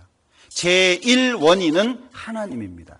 우주 만물을 창조하신 하나님, 나를 구원하신 하나님. 그러니까 여기 18절에 주께서 참으로 저희를 미끄러운 곳에 두시며 파멸에 던지시니. 여기 잡으시고 욥기 21장을 보자.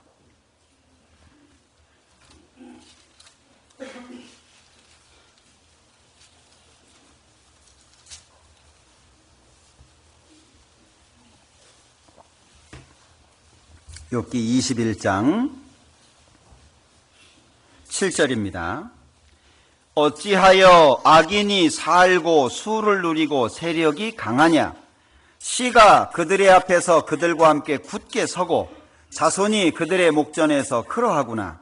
그 집이 평안하여 두려움이 없고 하나님의 매가 그 위에 임하지 아니하며 그 숫소는 영락없이 새끼를 베게 하고 그 암소는 새끼를 낳고 낙태하지 않는구나. 그들은 아이들을 내어보냄이 양떼 같고 그 자녀들은 춤추는구나. 같이 읽습니다. 13절까지. 그들이 소고와 수금으로 노래하고 피립으로 즐기며 그 날을 형통하게 지내다가 경각간의 음부에 내려가느니라. 자, 그 날을 형통하게 지내다가, 이 형통이 짧은 거예요. 이 형통이 길지 않습니다. 곤불 10년이라 그러잖아요.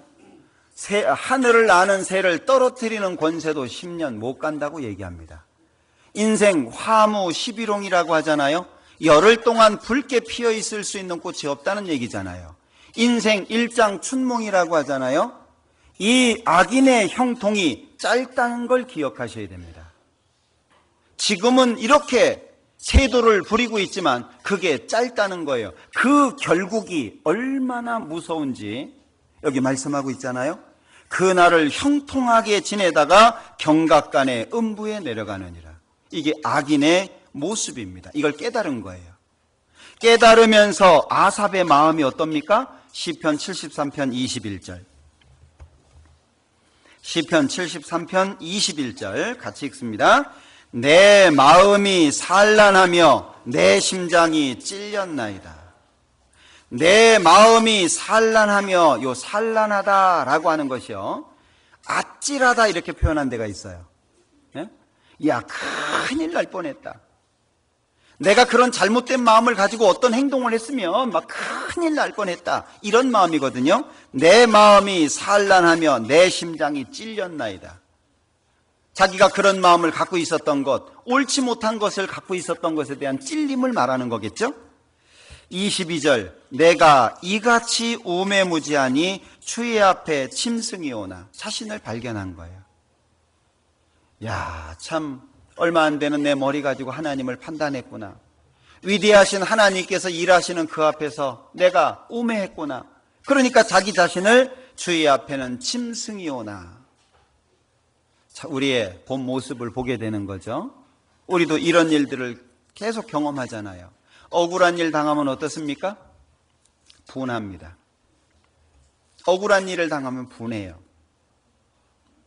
그 분한 마음 어떻게 풀죠? 그 분한 마음 어떻게 풉니까? 가서 때려 부실까요? 아니면 불을 지르고 소리를 지르고 미친 사람처럼 할까요? 그 분은 하나님이 풀어주셔야만 되는 거예요.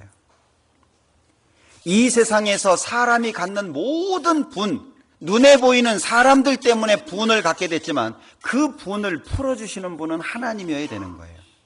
그렇지 않으면 내 마음속에 올라온 그 분이 내 인생을 잡아먹습니다.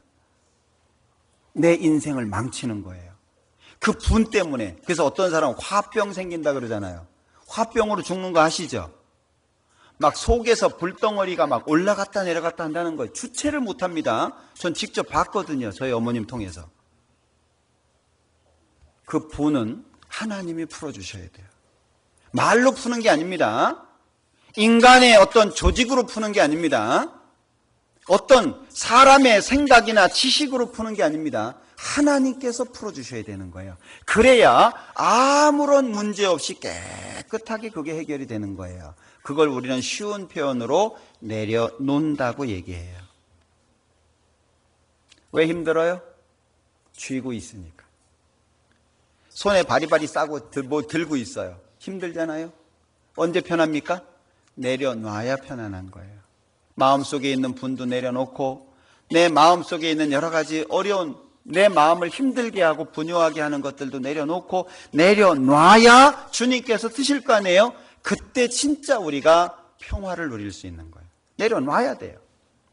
자식도 내려놔야 되고 아내도 내려놓고 남편도 내려놓고 이것저것 다 내려놓고 가장 중요한 하나님을 붙잡을 때 우리의 마음속에는 진정으로 평화가 있을 수 있는 거예요.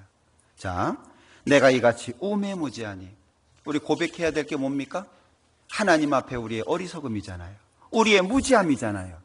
그런데 우매무지하고 주의 앞에 짐승인데 희망이 있죠? 23절 내가 항상 주와 함께하니 승리와 보호의 원인이 뭡니까? 내가 오늘을 기쁨으로 살고 내 마음의 상처로부터 지킴을 받고 여러 가지 어려운 것들로부터 나를 보호하게 하는 그 이유가 뭐예요? 여기 내가 항상 주와 함께하니 답이 뭐예요? 하나님입니다. 답은 하나님이에요. 눈에 보이는 사람이 아니고 조직이 아닙니다. 답은 하나님이에요. 그 하나님이 제대로 보여야 우리의 입이 닫혀지고 우리의 마음이 평화로운 거예요. 우리의 입이 열리면은요, 우리 마음이 분요해집니다. 우리 마음이. 내가 항상 주와 함께하니 주께서 내 오른손을 붙드셨나이다. 그럼 주님이 내 오른손을 붙드시는 이유는 내가 주님과 함께하기 때문이죠. 24절 시편 73장 24절 주의 교훈으로 나를 인도하시고 후에는 영광으로 나를 영접하시리니 하늘에서는 주 외에 누가 내게 있으리요 땅에서는 주밖에 나의 사모할 자 없나이다. 이 마음이 아멘이 돼야 돼요. 이 말씀이 내 마음속에 아멘이 돼야 돼요. 어떤 때는 속상할 수도 있고 어떤 때는 원망스러울 때도 있고 어떤 때는 하나님 앞에 서운할 때도 있지만 이 말씀이 내 마음속에 아멘이 되어야 내가 지켜지는 거예요. 내가. 사람의 위로가 아닙니다. 조직이 위로해 주는 게 아니에요. 사람이 위로해 주는 게 아니에요. 하나님께서 위로해 주셔야 돼요. 하나님께서 나를 받아주셔야 되고 하나님께서 나를 안아주셔야 돼요. 그때 우리는 모든 어려움 가운데에서 해방될 수 있습니다. 예수님이 십자가에서 죽으셨기 때문에 우리가 죄에서 해방된 것처럼 하나님이 나를 받아주시고 내 마음을 안아주실 때 우리가 진짜 마음의 평화를 누릴 수 있는 거예요. 내게 강 같은 평화. 그 평화가 주님께로부터 오는 거예요.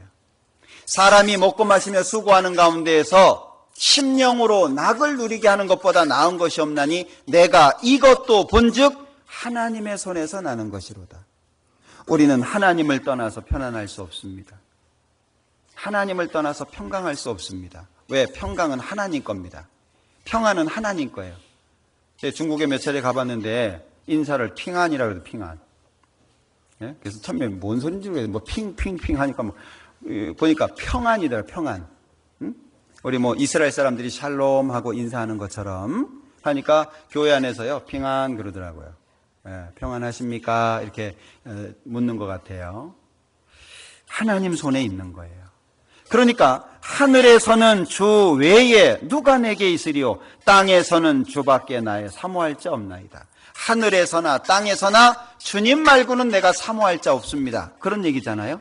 이게 우리 마음속에 아멘이 돼야 돼요. 그러면 26절에 내 육체와 마음은 쇠잔하나 우리의 육체와 마음은 쇠잔해 갑니다. 그죠? 시간이 지날수록 우리 육체는 점점 기능을 상실해 갈 거고, 그죠? 건강은 점점 안 좋아지게 될 거고, 시간이 지날수록 우리 육체는 쇠잔하게 될 겁니다. 하나님은 내 마음의 반석이시요 영원한 분깃이시라. 내 육체가 쇠잔해 가는 것 이상 내 영혼은 하나님 앞에 풍요로워져야 되겠죠? 그게 고린도후서 4장 말씀입니다. 우리 육체는 후패합니다. 점점 그럴 수밖에 없겠죠?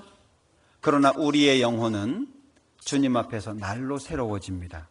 우리 영혼은 날로 새로워지고 우리 육체는 후패해져 가고 쇠잔해져 가지만 우리의 마음은 하나님 앞에 점점 가까워지고 하나님의 것으로 즐거워하고 하나님의 것으로 빛나는 거예요.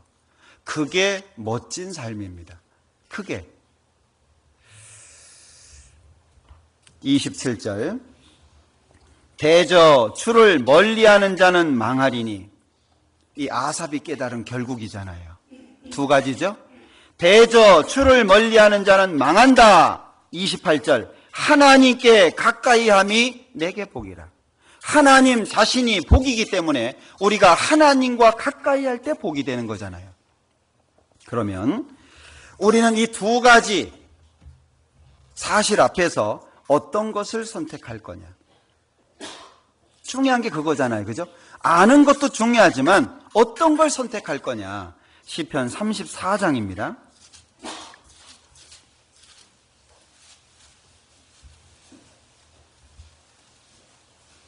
12절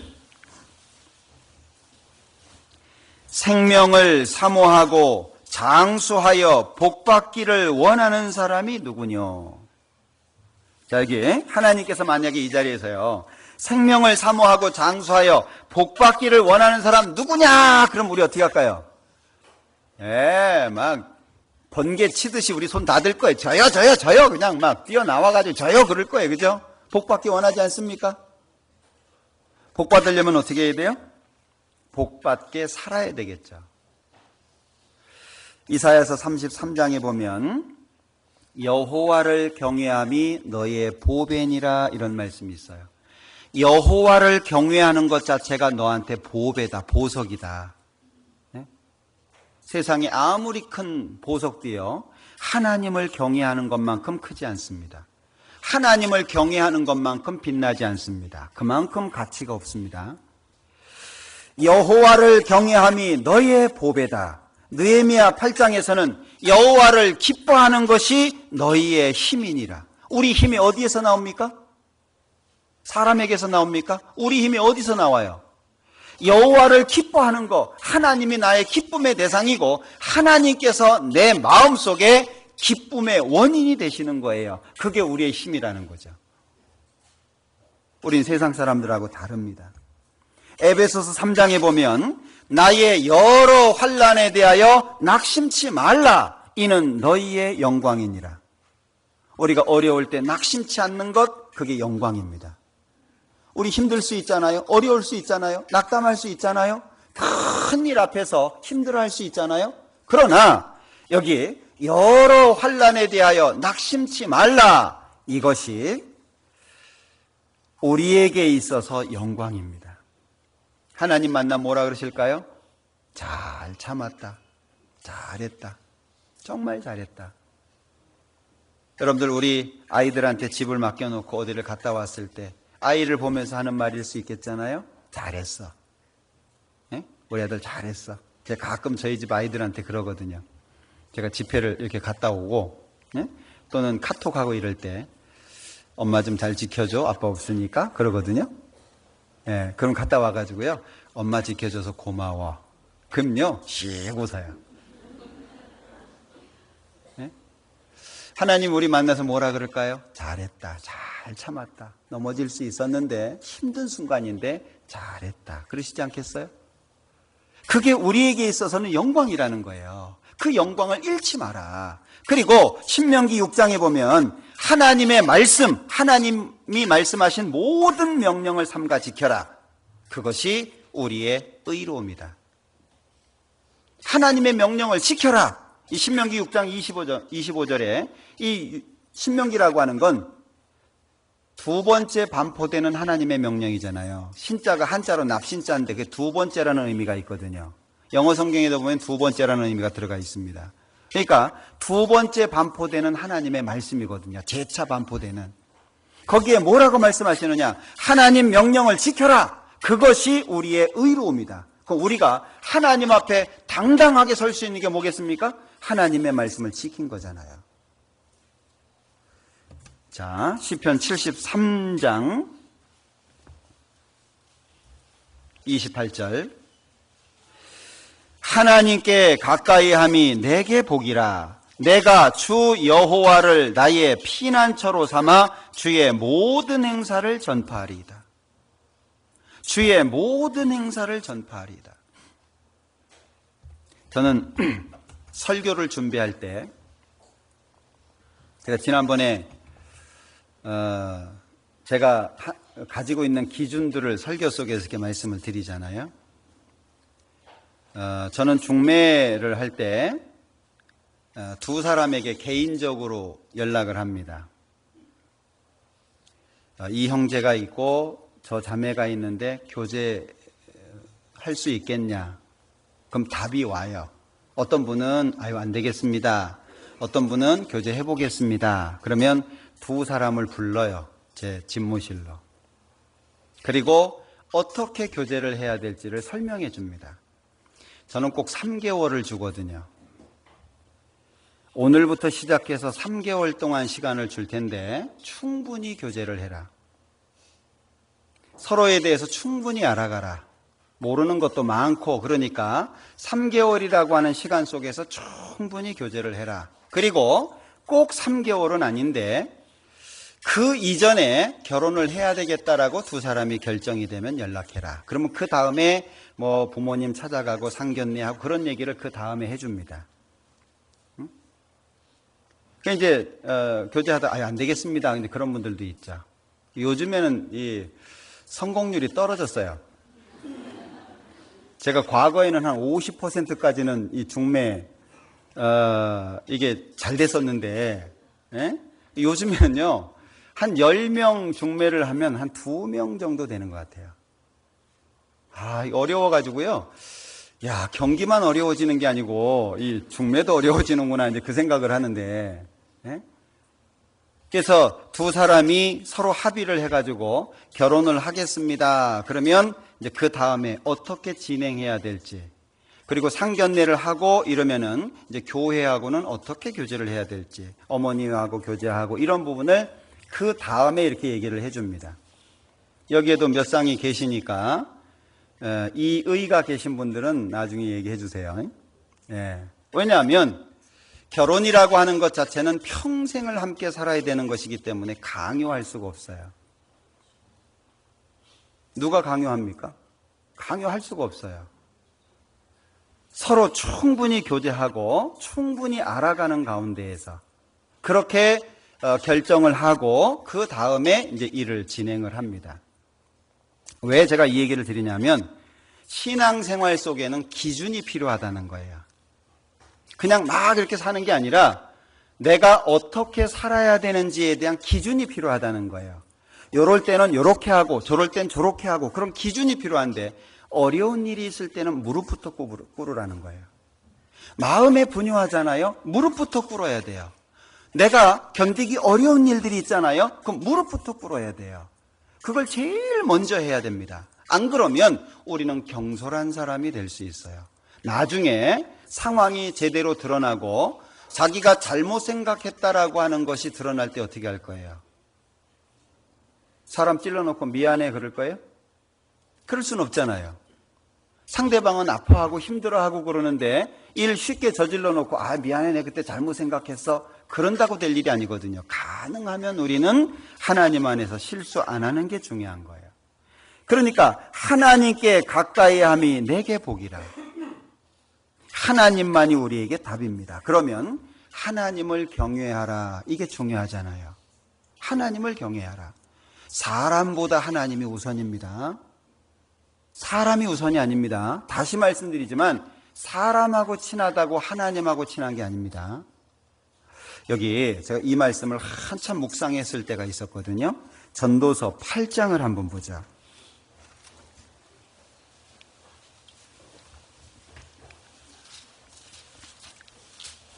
전도서 8장 12절. 죄인이 100번 악을 행하고도 장수하거니와 내가 정령이 하노니 하나님을 경외하여 그 앞에서 경외하는 자가 잘 될 것이요 악인은 잘 되지 못하며 장수하지 못하고 그 날이 그림자와 같으리니 이는 하나님 앞에 경외하지 아니함이니라. 저 이 말씀을 한참 묵상했거든요. 죄인이 100번 악을 행하고도 장수하거니와. 충분히 그럴 수 있죠? 100번 악을 행했다는 건 보통 죄인은 아닙니다. 그런데도 장수할 수 있다는 거예요. 저는 설교하는 사람이잖아요. 제가 설교를 준비할 때에는 제일 먼저 본문을 잡고 그 본문을 한 10번 이상을 읽습니다. 우리 이 목사님께서도 책을 참조하는 걸 되게 싫어하시거든요. 누가 설교한 책 이런 거 못 보게 합니다. 먼저 본문을 읽어가는 가운데에서 기도하면서 그 안에서 주어지는 교훈들이 있어요. 그 교훈들을 이제 쭉 정리를 해가는 가운데에서 설교 내용을 준비를 합니다. 근데 설교 내용을 준비할 때 제일 먼저 적용시키는 것이 저 자신이거든요. 그러니까 어떤 때는 설교하면서 깨달아지는 것들이 있어요. 얘기하고 있는데 그 내용이 더 깊이 깨달아지는 경우도 있어요. 그리고 그 말씀이 저를 책망할 때도 있어요. 말은 하고 있어요. 말씀은 전하고 있는데 그 말씀이 저를 때릴 때도 있어요. 넌 그렇게 하냐? 넌 어떻게 하고 있지?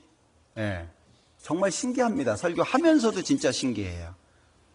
이건 사람의 말이 아니라고 하는 걸 저는 굉장히 많이 체험을 합니다. 어떤 때는 밤을 새고 어떤 때는 며칠씩 고민을 하고. 왜요? 하나님이 안 주시면 없어요.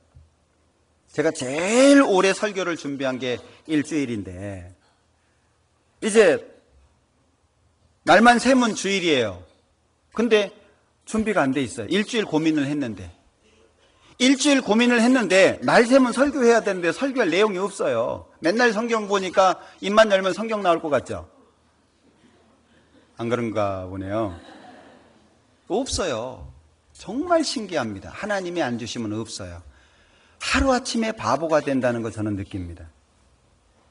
얼마나 하나님이 주시는 말씀으로 많은 사람을 위로하고 힘을 주고 세워주고 했던 그 사람도 하나님이 그 지혜 걷어가 버리면요 하루아침에 바보가 된다는 걸 저는 알아요. 왜? 많이 경험했거든요. 잠을 못 자잖아요. 설교가 준비가 안 되는데 어떻게 잠을 잘 수 있겠어요. 그럼 이제 막 눈은 감기고 잠과의 전쟁도 해야 되고 하나님 앞에 씨름해야 되고 하나님 어쩔 거냐고 세워놨으면 뭔가 줘야 하지 주지도 않고 나보고 하라 그러면 어쩌냐고 하나님 좀 뭘 좀 주시라고. 그러다가 이제 새벽 6시쯤 됐어요. 밤새 하나님한테 그냥 얘기하고 어쩌냐고 날 자를 거냐고 이제 폐기되는 거냐고 막 아침 6시 그리고 7시 정도부터 제가 설교 준비를 시작하게 됐어요. 7시쯤에 말씀이 이렇게 저는 그래 저 같은 경우에는 이렇게 성경을 읽다 보면요 말씀이 탁 떠오르는 게 있어요. 그래서 제 옆에는 항상 메모지가 있습니다. 왜냐하면 바로 정리를 하는 게 아니라 머리가 딱 떠오르잖아요. 그러면 적어야 돼요. 왜냐하면 그 말씀 다음에 어떤 말씀이 계속 이렇게 이어져 가거든요. 이렇게 성경을 보다 보면 그걸 얼른 써놔야 돼요. 못 써놓으면 생각 안 나. 그 다음부터 내가 뭘 생각했지 그걸 찾아내려면요 얼마나 힘든지 몰라요. 그래서 제 옆에는 항상 메모지가 있어요. 항상. 그래서 못 건드리게 해요. 제 책상은 좀 지저분합니다. 못 건드리게 해요. 왜냐하면 건드리면 내 머리가 헷갈려지니까 막 써요. 남들이 보면 뭔지 모를 거예요. 근데 저는 막 써도 순서가 이렇게 쭉 이어져요. 그러고 나면 그걸 가지고 정리를 해요. 그리고 거기에 살을 붙이고 고민하고 그렇게 이제 설교 준비를 하게 되는데 그리고 나중에 다 준비하고 난 다음에 이제 사전이라든지 왜냐하면 제가 잘못 오해하고 아는 것들이 있을 테니까 이런 거 저런 걸 참조합니다. 이 목사님이 언젠가 그 얘기 하시더라고요. 애는 있어서 나면 되는데 설교는 애 낳듯이 안 된다고. 애는 있으니까 나오는데 이 설교는요 하나님이 주셔야 나오는 거예요. 제가 그걸 공감하거든요. 그러니까 항상 매달릴 수밖에 없어요. 오늘 설교했죠? 내일부터는 또 매달려야 돼요. 왜냐하면 계속 이어지잖아요. 우리가 하나님 앞에 하나님을 경외하는 게 뭐겠습니까? 여기 죄인이 100번 악을 행하고도 장수합니다. 거기 마음 뺏길까요? 세상 사람들 쳐다보고 침 흘리고 있을까요? 아닙니다. 우리는 결국을 주목해야 돼요. 여기 죄인이 100번 악을 행하고도 장수하거니와 내가 정령이 하노니 하나님을 경외하여 그 앞에서 경외하는 자가 잘 될 것이요. 이게 결국입니다. 결국에 의인이 승리합니다. 결국에 하나님이 승리하십니다. 우리가 불편하게 생각했던 거, 저건 아니지 했던 거 하나님께서 다 해결하실 겁니다. 우린 그 하나님을 의지하는 게 필요합니다.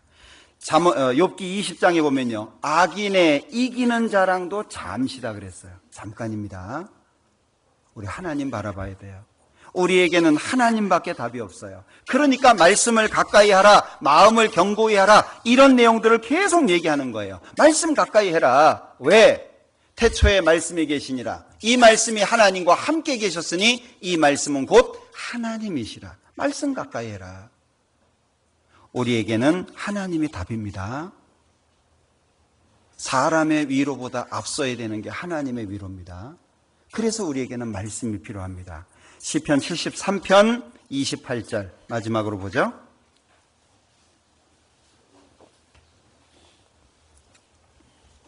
시편 73편 28절 같이 읽겠습니다. 하나님께 가까이 함이 내게 복이라. 내가 주 여호와를 나의 피난처로 삼아 주의 모든 행사를 전파하리이다. 우리 서울 강석의 모든 형제자매님들 마음속에 이 28절이 기초가 됐으면 좋겠습니다. 마음의 반석이 됐으면 좋겠습니다. 하나님께서 우리 서울 강석의 모든 형제자매님들 가정에 축복하시기를 원합니다. 기도하겠습니다. 우리를 사랑하시는 자비로우신 주님, 참으로 감사합니다.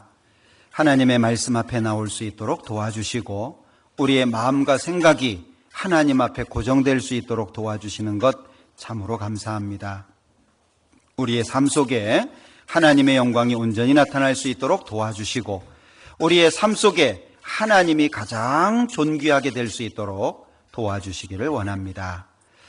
오후에 있는 체육대회에 하나님께서 사고 나지 않도록 서로에게 좋은 시간이 될 수 있도록 도와주시고 환경과 여건을 마련해 주시기를 원합니다. 또한 이어지는 명절의 기간, 오고 가는 많은 시간들 속에 사고 나지 않도록, 건강 잃지 않도록 하나님 도와주시고 가족들과의 만남 속에서 전도의 기회가 될 수 있도록 축복해 주시기를 원합니다. 모든 시간 함께 해 주시기를 원하면서 언제나 우리를 사랑하시는 예수님의 이름으로 기도합니다. 아멘. 찬송 같이 하시겠습니다. 찬송가 485장.